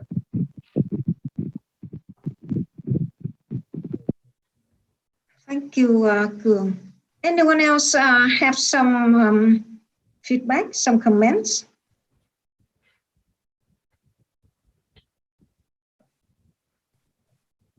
One comment is that when you want to forecast something, when you want to assess something, you have to know it a lot. And by this way, I request you all that regarding to your project, your group work of the property valuation, you need to collect all of the information, a lot of information about the property you want to assess, you want to value, okay? Because you can't value something that you don't understand, you don't know much, all right? Say, for example, if you want someone to buy your house, for example, you have to know how much you should ask, right? You can't ask too much because no one wants to buy it. It's just a piece of shit, for example. No one wants to buy it. So, but if you understand that and you have to say that my property have this, blah, blah, blah. And that's why I want to ask this much, okay? So remember that after today, you all will have to start looking for a subject property that you want to value. And the first thing is you have to collect information. So regarding to this case, you should understand why American market grow at this rate. Why EMEA grows so low, and why China and Asia Pacific grows so high. You need to understand psychological aspect of that as well. To understand that, the Starbucks things or like McDonald's, the Asian people love it a lot. Asian people love it, and Asian people are young. So these kind of goods attract the young people, and Asian people with the young people, they love this one, and that's why the market in Asia and China have very strong potential for this growth. That's why we have to consider that in our forecast. And of course, in the textbook, in the case, they already tell us this thing. Okay, if you don't understand market, you can't have the forecast, the growth rate different between the EMEA and the China and Asia, because EMEAs they have market for something similar to this kind of goods already. Okay, and the European people they love something else. They have other choice. That's why they don't have to to go for this market, to go for this kind of food, and that's why there's no room for growth in this EMEA. Okay, and of course this market is very traditional for America, but America is mature market. So it just grow, but not grow so much as China and Asia Pacific. And remember, in any market, in any kind of industry, you can't take the growth so high. Remember, at first it will grow very high. Like for China and Asia Pacific, it grow very high because everyone just want to eat it, right? And at some point, they will slow down. So technically, it will grow high, and to the mature level, it will stop growing high, and it will slow down. And in the long-term horizon, it will slow to say 1 or 2% on the real term. I mean the real term, the real term. But here we are talking about the nominal term. Okay, so because of the nominal term, it includes the inflation. And that is why America growth rate is around 5%, which is just a little bit higher than the inflation rate. Okay, and for the CAP market section, you also consider that the growth rate will be slowed down year by year. Okay, and remember after that, after the horizon, say year 2017, it will be on a stable growth rate, which is just around 3 to 5% maximum form. It can't be higher. That's why you will see that in the textbook, it say that in the long term, forever, it will be stable at 3%. And that 3% is just equivalent to the inflation. Yeah, it means that it's not growing anymore. It's just stable. Just like our body, at some stage we don't grow anymore. If we grow, we are not real. Okay, the business is the same. So that is the first thing that I want to notice. You need to understand the market. You need to understand the industry, the asset, the business that you are evaluating. So in terms of the property, you have to evaluate that. You have to collect on the property that is similar. Okay, so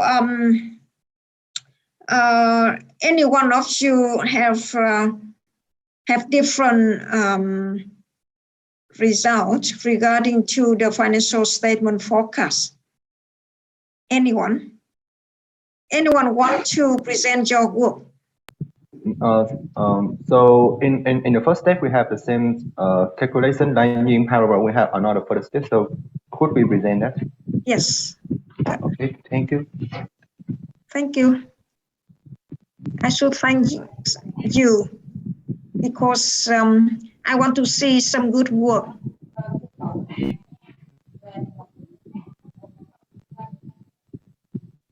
Okay, so we do not show that whether we are fruitful or not. However, we have tried a little bit. So here's in this step we do like just like you have mentioned. So I will skip that.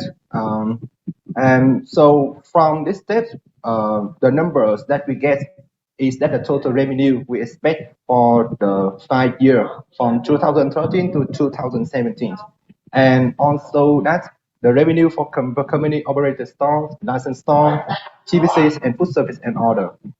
And also the growth rate we calculated based on the sums of the revenue. In here we have the growth rate. So that is the result that we expect to gain from this table. And in the second steps, we will jump to the operating to forecast the project operating expense and operating income. Because right now we have the revenue, so that means that we have to start forecast the expense and also the income. So at first we for the revenue we base on the revenue that we have forecast from the previous table, and we will paste it here. And for the cost of goods sold, as you can see here, it will equal to this number multiplied with, wait a minute. There's another thing that we want to mention that about the project operating expense and operating incomes. We will not forecast based on the actual number. We will base on the percentage number. It means that we should base on the common size to calculate and to forecast.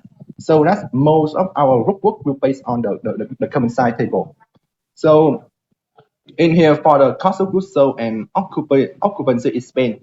To be honest, that we will not, we do not have any information from the internet or from the case. So that we use the formula that is the forecast formula. So what is the forecast formula? It means that we run the simple linear regressions based on the year. And how it is, for example, that we want to estimate the cost of goods sold in the year 2013. So we expect we put the 2013 here, and we run the value of the three previous year from the 2010 to 2012, and we have the result. And we run the same calculation for the next 4 years. So that we have the proportion for the cost of goods sold, and from the proportion of the cost of goods sold, we will multiply with the revenue, and we got the cost of goods sold. So that is the way that we get the cost of goods sold. So we base on the linear regression on Excel. And after that, we calculate the gross profit by just check the revenue minus the cost of goods sold, and we got the store operating the gross profit. And for the store operating expense, things happens the same like the cost of goods sold, because for the store operating expense, we think that it will be happen the same for each store, whether they open more store or not. So the cost for each store for operating expense will become the same. So we also run the regression from the forecast for this number. However, for the other operating expense, this number is quite different, because for the other operating expense, we expect that it will be fluctuated around the number. So we take the average of the other operating expense from the previous year, and we check around the minus 3.2%. The reason why we expect that will be fluctuated, because we think that for the operating expense, when they operating activity to generate one revenue, it will be the same whether or not they increase the revenue. So it means that this number will become like fluctuated around that amount. So it will not change a lot. So for about the depreciations and amortization, we expect that it will be fluctuated also, because based on we think that for the depreciation and amortization, it will take like the same proportions from year to year. It just fluctuated a little bit, because when we increase the revenue, or when we as I have mentioned, when we increase the revenue, or when we implement activity or purchase new inventory, the depreciation and amortization will just take the same number for the same percent of that. So in these numbers, we use the forecast also. And for the general administrative expense, for this number, the revenue expense.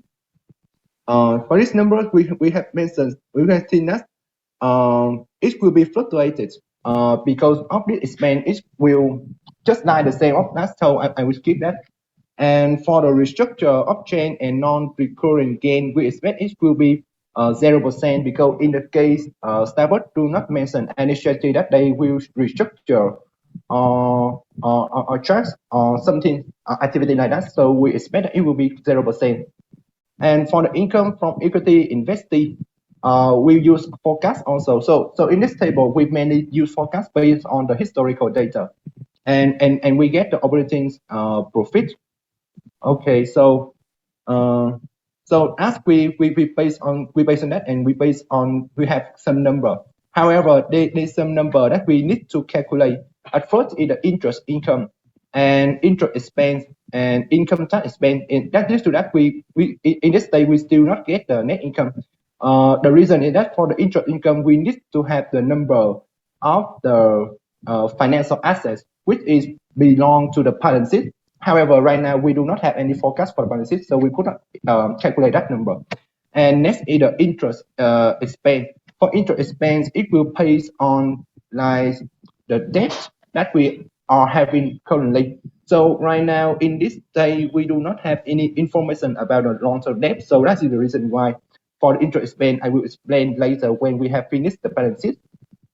And it is the same for income tax and net income also. So if you do not have any question, I will move to the next table. Okay. So I will move to the next table. Just stop a little bit for anyone to comment or any defense, any feedback.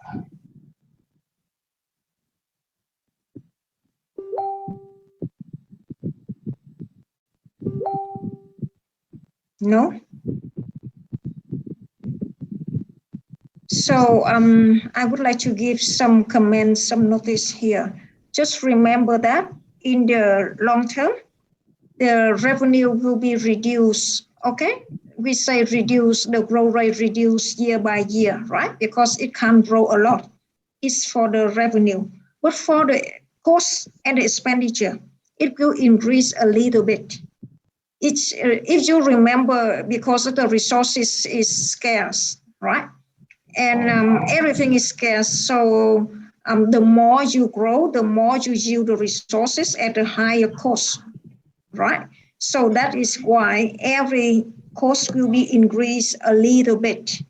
In the case, in the textbooks, you need to refer to the information how much they give you the scenario, that how much it should increase. That is for the operating, for the store operating expense, for the cost of goods. So, you know, on the cost, you need to expect that it's increased a little bit. And I remember that it also assumes something, some costs are stable, unchanged over here. So you need to check that, okay? I remember, so I don't remember exactly what they say there. And regarding to the depreciation and amortization, you need to look back at the capital expense, okay? Because the more you invest into the plant and equipment, then the more depreciation will be affected. Okay, so again, you need to look at the scenario. If they say that every year they have depreciation and they will not invest higher than that depreciation, or they will invest more, that is one case. If you just want to maintain the current level of the operation, then you just invest the depreciation every year back to the new equipment, right? But in this case, because they say that the company will open more store, right? Particularly with the operating store, then they have to operate, right? They open the store and they operate themselves. So they have to invest into the equipment for those stores. Yeah, so again, I request you all to understand. You have to understand the business. When you are into that, the more you understand, the more accurately you can forecast in anything. That is the thing. For the income, financial income, interest income and interest expense, it will also depend on the company plan. If company want to use more leverage, want to borrow more, then it will affect the interest expense. Similarly, if company want to invest financially into the other security or so marketable security, something like that, other company, a minority, a minor share, then they will have the interest in that company, and that is categorized into the financial investment. And you are right in the way that you say that this part, again, it is depending on the financial statement, on the balance sheet. And I tell you what, in terms of the forecast, it is like, in a loophole. You in a circular, like when you set a formula, you can't set it properly in the forecast as well. Sometimes you have to set some assumption. Yeah, the assumption here is how much you want to invest, because from that point you can estimate how much depreciation and how do you want to get the capital. The capital will be from the retained earning, or the capital will be from the debt. Yeah. So this assumption here is the investment. How much you want to invest in the long-term asset and equipment, and how much you want to reinvest from the profit. And from that point, you will know how much is the capital gap between the demand for the investment and the capital available. Okay, so the gap is the capital needed. From the capital needed, you will understand that, okay, I want to issue share to increase the equity or not, or I want to borrow to do bond. Okay, to issue bond or issue equity. Again, that is your assumption. If the assumption is not shown in the textbook, in the real world, you have to ask your boss. You have to ask the board of management, the board of shareholder. What do you want? The shareholder have to vote. Okay, I want to issue or I want to borrow, something like that. So that is the initial assumption, and that assumption is not a random assumption.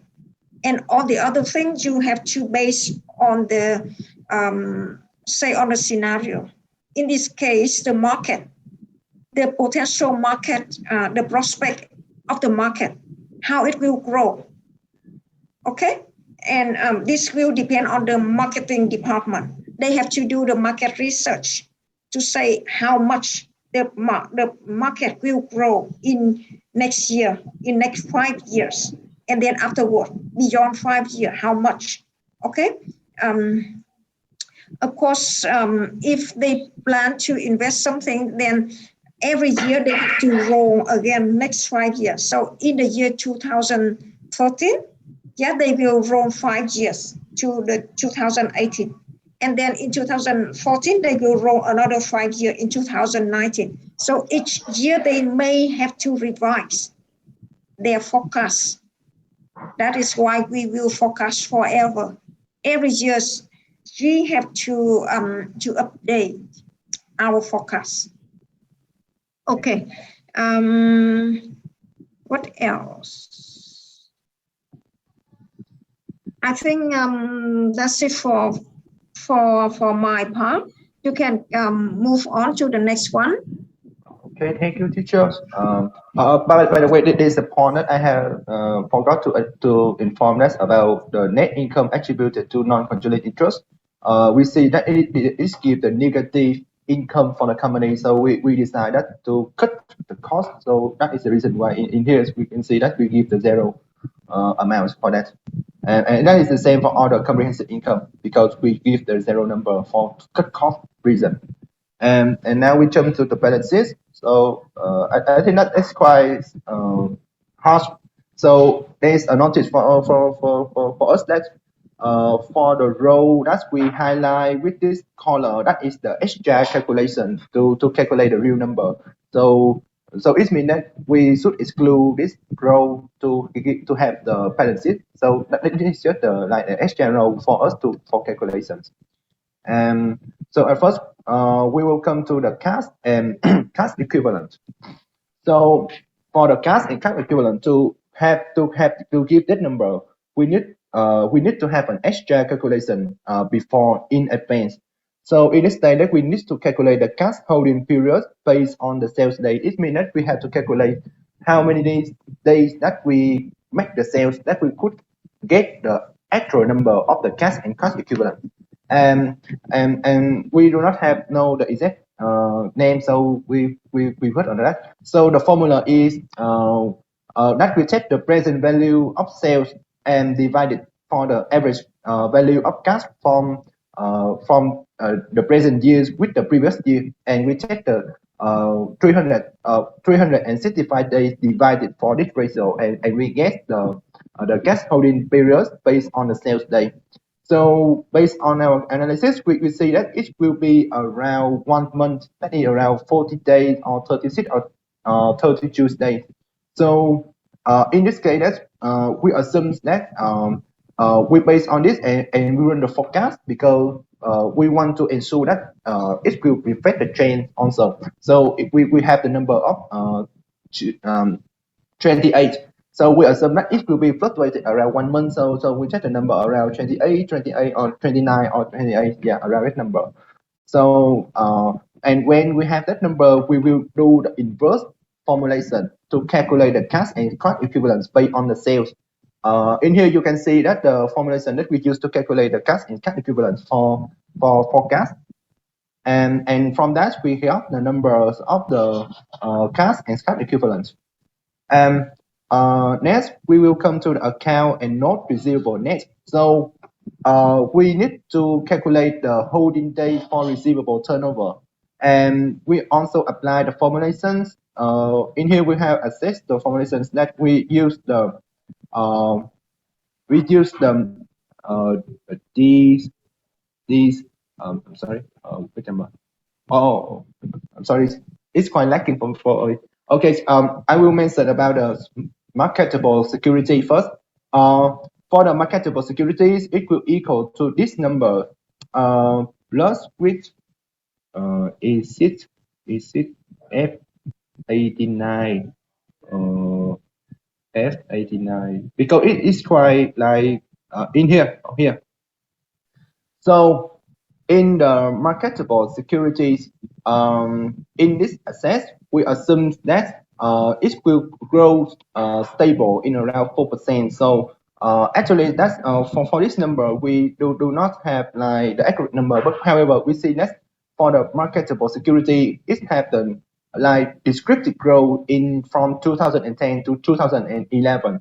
That is 15.7%. And that's come to the year 2012, that is decreasing minus 6.1%. So we expect that since the year 2013, it will become stable because it is they have just finished the chaos state, and we expect that it will be around 4%. So I think that it is some kind of convenience calculation in from our group. And next from that, we will come to the account and not receivable next. So we calculate the holding receivable turnover. And when we calculate the receivable turnover, we check the average number from the 3 years, and we get that the holding period, the holding receivable turnover days, it will be around 54.85 days, and it will be the same for all years. And we use the inverse formulation to calculate the account and not receivable for this number. For the inventory, we do the same. We calculate the inventory days held, and we compute the inventory. So in here we have like some assumption that for the store, that's because the companies around nowadays they are open more and more store. So it means that the inventory they will have the purchasing strategy will change when the number of store or the number of branch have increasing. So they will tend to buy new materials and also buy new goods, and they will store that to have the good price. Yeah. So I think that is some kind of the purchasing strategy that they will imply when they have a increasing of the number of stock. So that is the reason why that we expect that the inventory will increase. Will increase, and also we use the forecast to forecast that it will be around 81.47 days. And then that we use the inverse calculation to calculate the inventory, the amount of inventory. And next, we come to the rebate expense and other current assets. So in this stage, that we will calculate the growth rate of new operated store openings. So the reasons why that we use the growth number of new store. The reasons why that we estimated the growth rate of the rebate expense and other current assets will equal to the growth rate of new operated store openings, because we assume that this number will have like the positive relationship with the new operated store openings, because for the other current assets and also the replacement, we think that will be when they want to buy something for the new store. So we calculate the growth rate of that, and the growth rate of the new operated store opening from step 1 in here, about the number of the the number. Where's the number? I do not remember exactly where is it. Here. We use this number here and calculate the growth rate, and we base on that to forecast the rebate expense and other current assets from the 2013 to 2017. And next we come to the deferred tax assets current for the current assets. So it will be equal to the tax expense growth. Tax expense growth. So for tax expense growth, that will be this calculation is quite chaos. Let me check. That will be E1 minus D221 D is, I'm sorry, let me check that because it's quite a lot of number. Yeah, we based on the income tax expense. We based on the income tax expense. So this number we will like explain later. We can okay. I will explain also. So in here, we can say that we calculate the tax rate from the previous 3 years. So at first, it is tax rate from 2010. That is equal to minus 34%. We use the income tax expense to divide for the income before tax to identify the tax rate. And it's also the same for the 2011 and 2012. And then we check the average. So based on the average, we will calculate the income tax expense based on that ratio, and we have got that number. And from that number, we calculate the growth tax expense growth. Yeah, the growth tax expense, and from that growth tax expense, we calculate the deferred tax asset current. Yeah. So that is how we calculate this number by use the use you can use E21 minus D21. So that is the E21 income that is paid in this present year minus the previous year and divide for the previous years to have that number. So that is about the current asset. So now we will come to the investment in controlled affiliate. So for investment in controlled affiliate, we base on the F95 is the investment in non-controlled affiliate is about the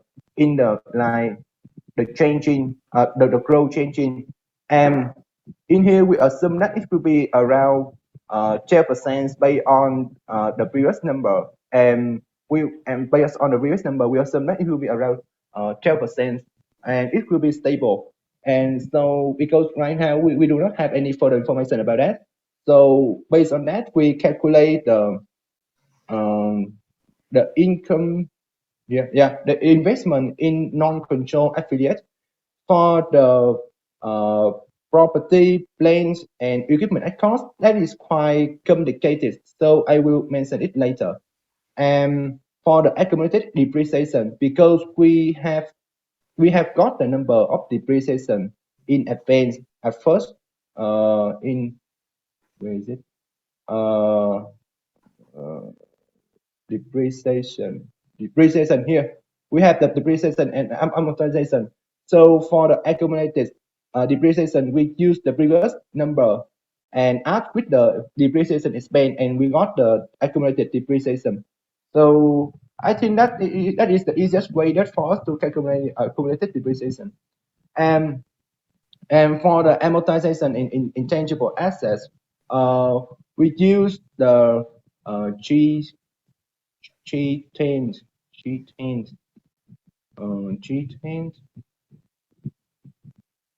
Yes, we use the all the operating expense, minus 1 plus with this number grow. We expect for this three accounts will have the growth rate equal to the revenue growth. For example, the amortized intangible assets net. So we assume that, for example, that when Starbucks they want to have like a new strategy, for example, that the new campaigns, and they will like create new intangible assets for that new campaign or some marketing strategy or sales strategy. So that will reflect directly to the revenue. So it means that for the extra fees that they pay for the sales and marketing to increase the sales, so that will reflect directly to the revenue. So that is the reason why that we clean the growth rate for these three accounts for the sale revenue, for the revenue growth rate, and that will be the same for the goodwill and long-term investment also. And next we come to account payable. So for the accounts payable, to calculate that number, we will need to identify the account payable holding days, and also the and to calculate this number, we need to have the account payable holding day. So in this number, we have seen that it is like stable for 28 days from the previous 2 years. To calculate this number, we calculate the inventory purchase, and then we have the account payable holding days for the 2011 and 2012. So we see this is stable. So that is the reason why that we keep it stable also. And so I think that is some type of the strategy of Starbucks to keep it stable. And pay on that, we got the number of account payable. And next we come to the current accrual expense. So it will be equal to the growth the revenue growth rate, and also the deferred revenue, because for the current accrual expense, it will be the expense related to store operating activities such as compensation, benefits, like sometimes tax, insurance, reserve, for etc. So, and also for the deferred revenue, it will be like gift, debit cards, redeemable for Starbucks beverage and product also. So that is the reason why that we will calculate this number equal to the revenue growth rate. And for the insurance reserve, for the insurance reserve, F22 is the total assets, and F70 insurance reserve.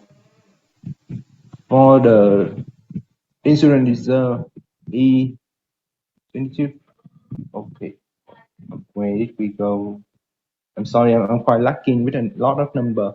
Okay, so we will start with the insurance reserves. So for the insurance reserve, we see that it is like keep unchanged for the previous 2 years, that is 2%. So we expect that it will still remain unchanged also. So that is the reason why that's for the insurance reserve, it will keep around 2%. So come back to which number? Account.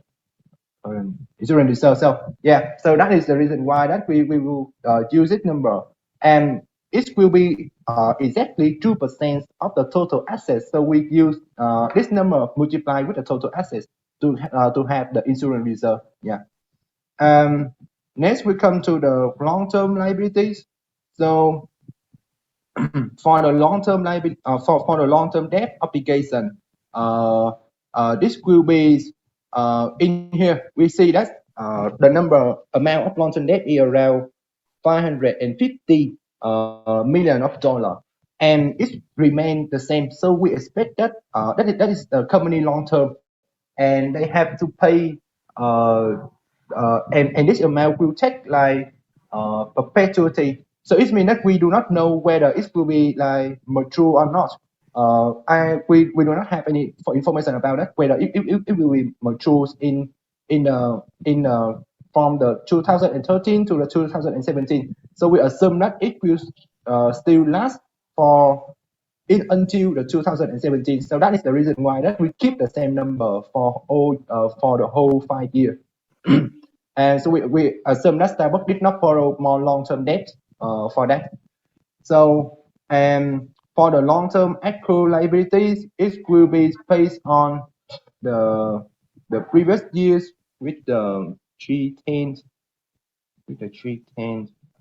for the other operating expense, 310s.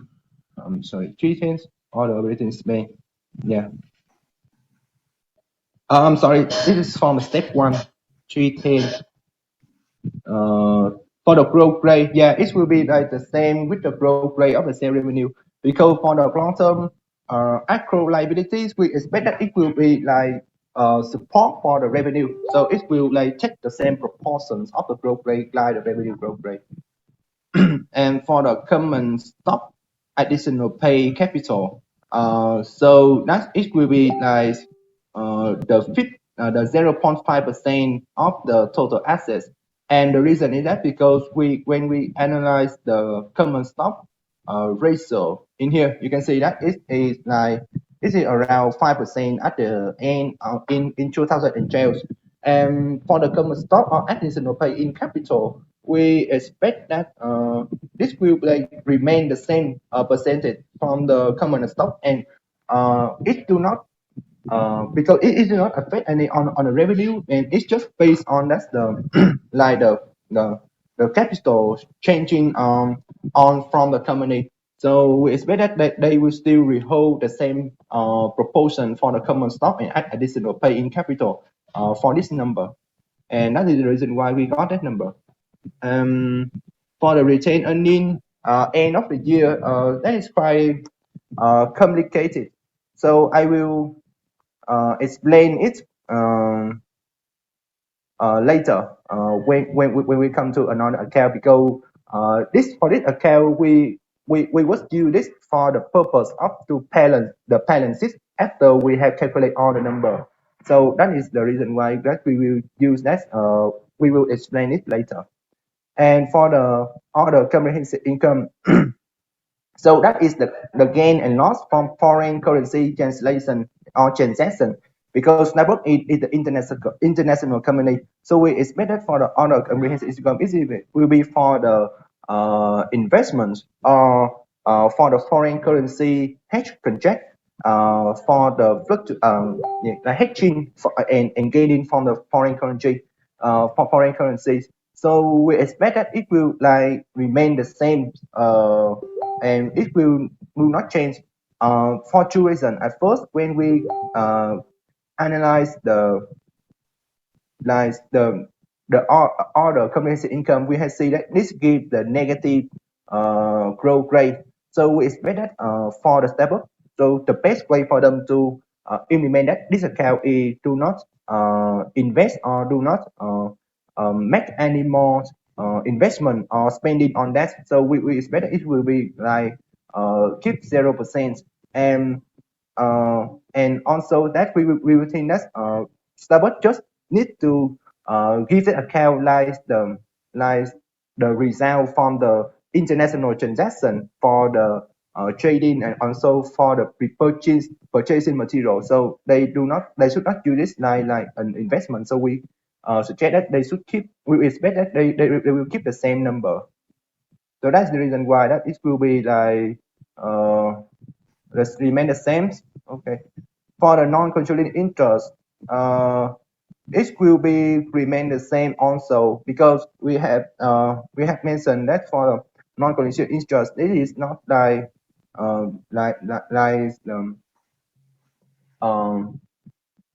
there's no need that company need to like invest more on that or change anything. So we invest that they will continue the operations without changing the non-controlling activities in that. So we will expect it will remain the same.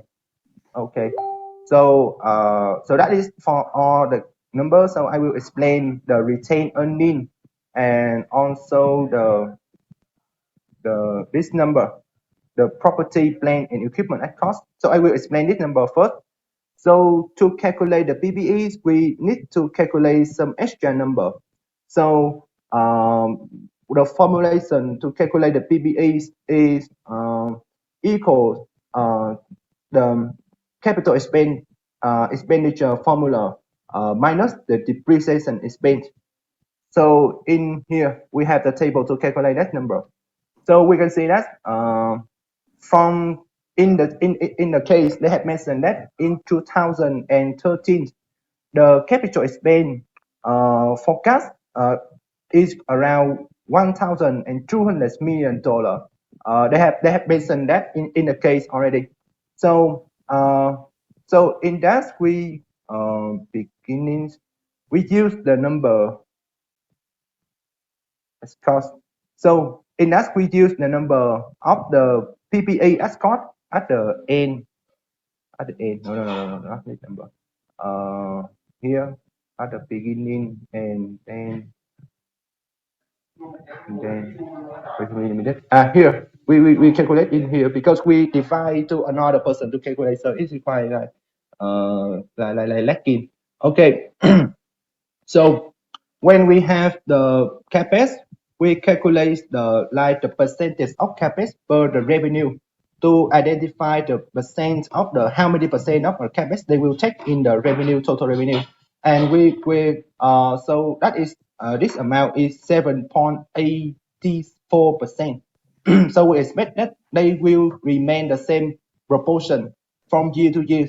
So we expect that it will be around 7.84%. So and from that we calculate the CapEx for the last 4 years, and we paste this number to this table. And we got the CapEx forecast. And from the CapEx forecast, we will calculate we will use the ending PPE as got in the 2012, like the beginning of the PPE in the 2013, and we take the sum, and we have that number, and we do the same. We do the same for the last 4 years, and in here we have the ending PPE, ending PPE for that, and from the ending PPEs we use we base it on the where is it? On here we base it here to have the number of PPE, and that is the way that we will check the number of PPE. And for the retained earning, to calculate the retained earning, it is the sum of the retained earning beginning of the year, net income and dividend. So and also the share repurchase and launch new share also. But however, I will explain the calculation of retained earning based on the sum of the retained earning, net income and dividends, because the purpose that we have the account of share repurchase and launch new share is focused is for the serving of the balance sheet. So at first, to calculate the retained earning, we just use from these three accounts for the calculation. And so at first to calculate the retained earnings, it is simple. We just use the retained earning from the previous year at the end year, like the beginning of the next year. And for the net income, we based on in the step 2 that we have calculated the net income here. In the net income here, we assume that we have the number of net income from that, and because that we have also have calculated the interest expense. For the interest expense, I will explain it for you. It is quite complicated, so if you have any concern, feel free to ask me. So for the interest expense, we take from the number here. Where is it? The long-term debt obligation, because we have assumed that the Starbucks did not borrow any more long-term debt, and it is still not expired or mature. So the amounts of interest expense will remain the same. In here, will remain the same. And also for the income before tax, because we have calculated tax also, so we have the income before tax and income net income, and from that we got the net income. Yeah. And for the interest expense, it is from the financial assets. So financial asset is equal to the cash minus plus with the short and long-term debt in short and long-term investment on security. So that is the financial asset, and based on that we will calculate the return on financial asset. So to calculate the financial assets, we will use the sum of the E4, E21. We will use the sum of this amount, E4 and E21. E4, no, not this number. Income tax expense. E4 and E21 in here. E4 and E21, that is at first that is the cash, and E4 and E21. E21 is the long-term investment, and also the last number is E4 E6. E4 E6 and E21. So the E4 is cash, the number of cash, the number of market security, that is the current liability, and I'm sorry, the current investment, and also the E21 is long-term investment. So for the financial asset, we take the sum of the three number, and we calculate the average for this year and for the year 2013 to have the average financial asset. And based on that, we will have the, and based on that, we will take the average, and we will like, we just basically take the average of the financial asset, and then we calculate the return on the financial assets. For the return on financial asset, we check the average from these two number, and we have the number of 5.23%, and then we check that the same proportion for all years, and from this we calculated interest income based on the simple calculation, financial asset multiplied with return on financial asset, and from that we got the net income. So when we got the net income, we put it here for the net income. And for the dividends, so to calculate the dividend for the first number, we just like take the inverse calculation. We take the retained earnings end of the year minus for the net income, and we got the dividends. And for the number of dividends, to calculate that, we need to calculate the dividend ratio.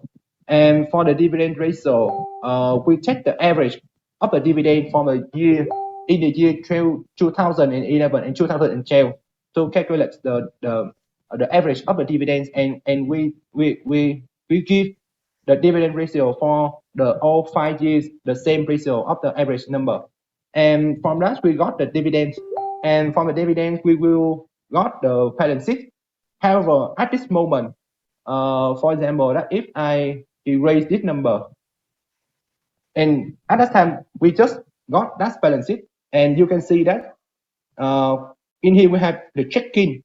Yeah, we use the current assets minus the total liability and equity, and in here you can see that there is not balance. The balance sheet is not balanced. Yeah, we have the negative number or positive number or negative number. Yeah, so to make the balance sheet balance and to ensure that we do not like destroy our calculation formulation, so we add in another account, that is the share repurchase or the launching of new share. It means that the selling new share or buying old shares, and we check the same the same number of this. Yeah, just check equal. Oh yeah, it's just like the same number of this. No, minus 3.1. Yeah, and you will got and we will got the zero. It means that the balance sheet right now has been balanced, and we do the same for that. Yeah, minus 877, and here and minus 6.8. Yeah, and that is the way that we make the balance sheet to be balanced, and then we fill a less number in the common side and also in the chain. Yeah. And next, the final stage that come to the statement of cash flow. However, we have not finished it yet because the scale of time. So we jump to the requirement 2 for calculation. Yeah. So do you have any question for me? Anyone have question? Did you follow the presentation? Did you enjoy it, everyone? Do you understand? Or don't understand at all? So no question. Come on. Okay, thank you, Cường. What group are you? We are group 2. Group 2. Okay, so let's ask group 1. Any comments?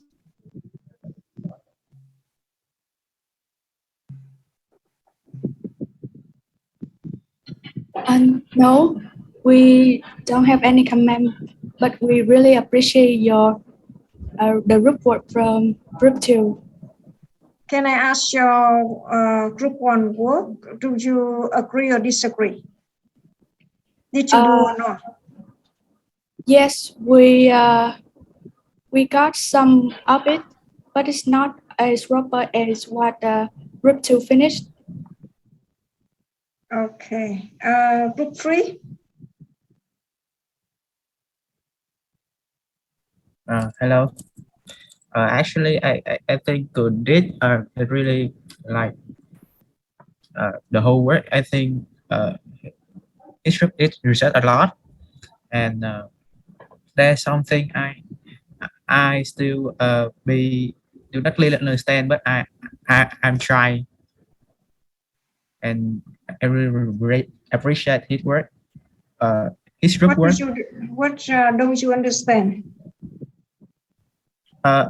Actually, mostly in the balance sheet part, because it requires a lot of information from the first two sheet I understand, but in the balance sheet there's something I still cannot catch up with. For example, in the inventory, in the formula about the 365, I mean the inventory turnover. So something too fast, but I think I can get it.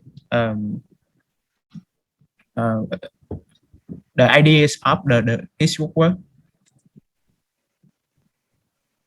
Okay. If you really did it, then you will understand. And if you really work on it, you will have question why this, why that. And you will recognize the problem in this group 2 work. Okay? If you don't do it, then you will not understand. And you will feel too complicated, like what the hell is he talking about? So how about group 4?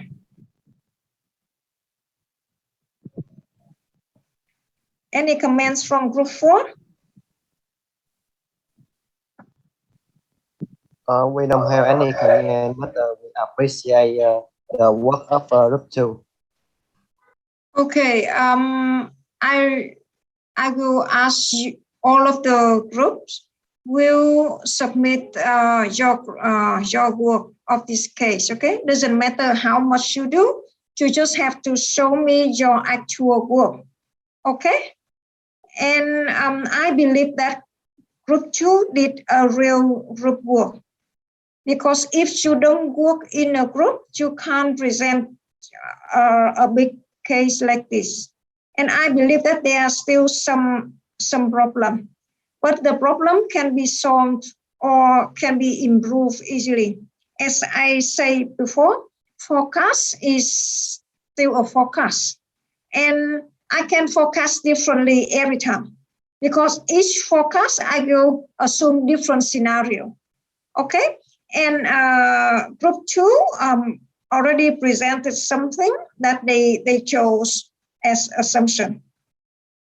So my comments is that if you choose, okay, the first impression is you use lots of formula, and you base on lots of techniques here, and which is good, but I recommend that you should also use your common sense.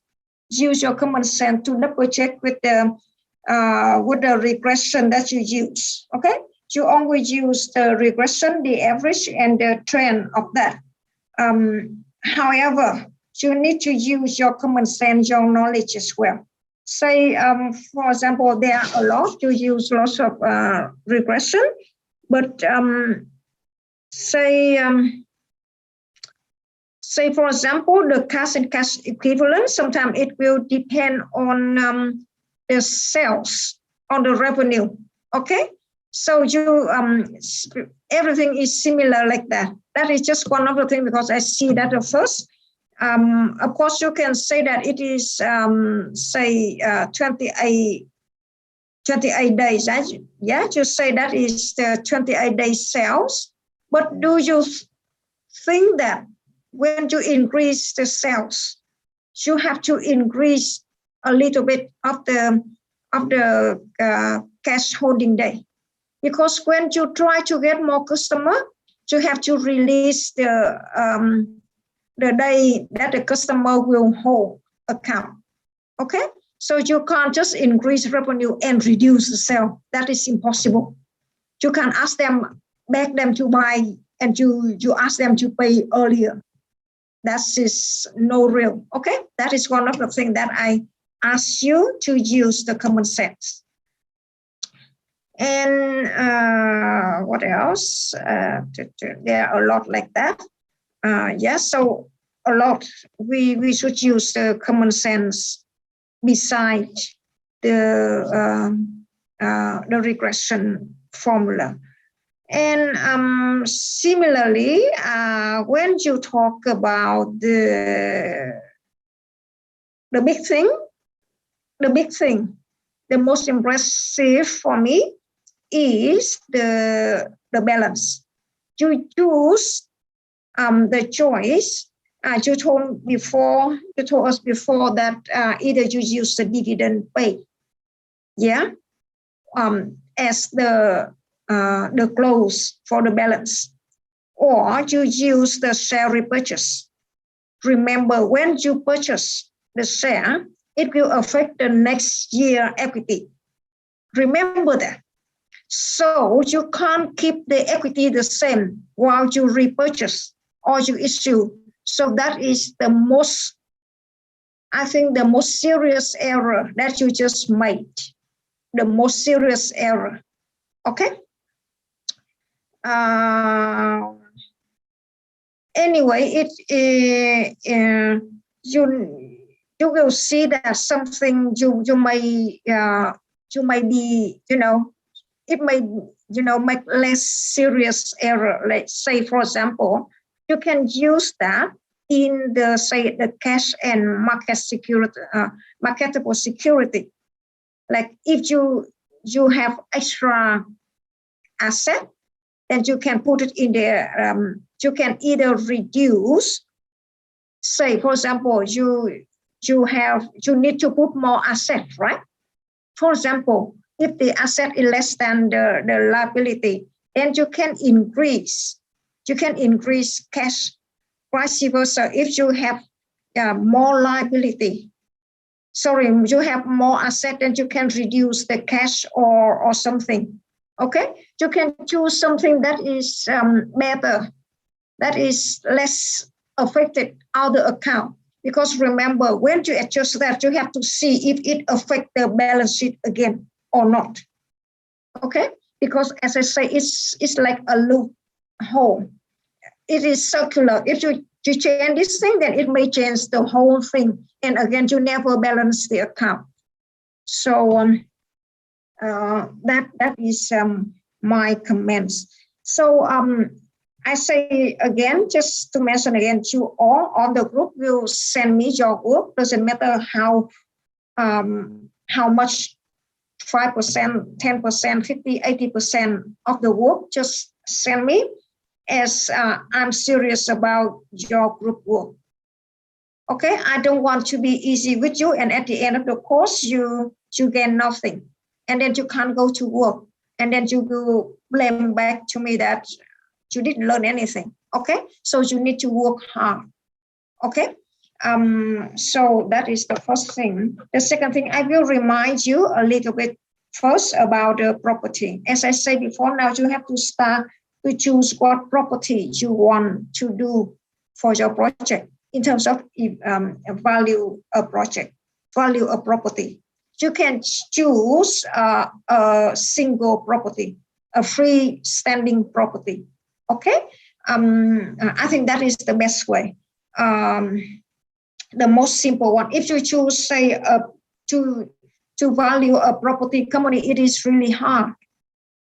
Because the property company have lots of property, so it will be more complicated. Okay, so in terms of the information, when you choose what to value, then you have to choose, say, a few methods. Like we say that the main method, and then another, at least one other method to cross-check. Yeah. And you need to collect the information. One of the main method is comparison. Yes, you can compare this. Like, when you want to buy a property, you will see any other similar property. Yes, similar mean near to that. Yeah, on the same street. Yeah, or in around, the radiation. Okay, yeah, and you say, okay, it is the same street, or it is just near that a little bit, and any other feature, say how many beds, how many square meter, what is the feature? Does it near school, near shop, near to the traffic? Okay, so you have to understand the feature of the property, what the buyer love about that. Okay, and what is the negative point? What is the positive point? So you have to compare, like pie to pie. Of course, you will say that there's no single property exactly the same as the one I want to value. So that's why you have to say, you have to compare and to adjust. So say, for example, if you have lots of property, then you can estimate, okay, this property have one more bedroom, and it was sold at this much, and another property also sold recently, and it has something similar, something different. So why the different cause the difference in feature cause the difference in price. So you can estimate that. And the more you collect information, the more accurately you can estimate for the subject property. Okay. You will check their e-learning sources, resources, what you have in there. Yeah. And I will double check with Miss Lin so that all the resources will be updated for you guys to check. Okay. Say for example, the sample report. It's just like you are a professional valuer.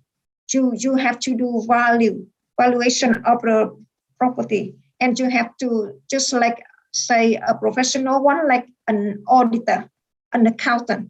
When you do something, you have to sign. You have to say, oh, okay, on this day, we valuer name blah blah blah did valuation of this property blah blah blah, and we did our best knowledge based on this blah blah blah.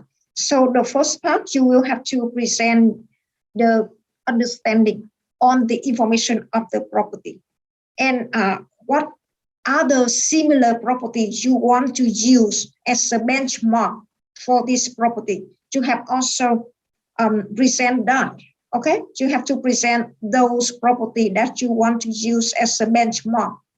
Okay, something you present on those things so that they will see that, okay, you show on the whole story, right? You have to show the whole story. And then the next part will be the method that you use.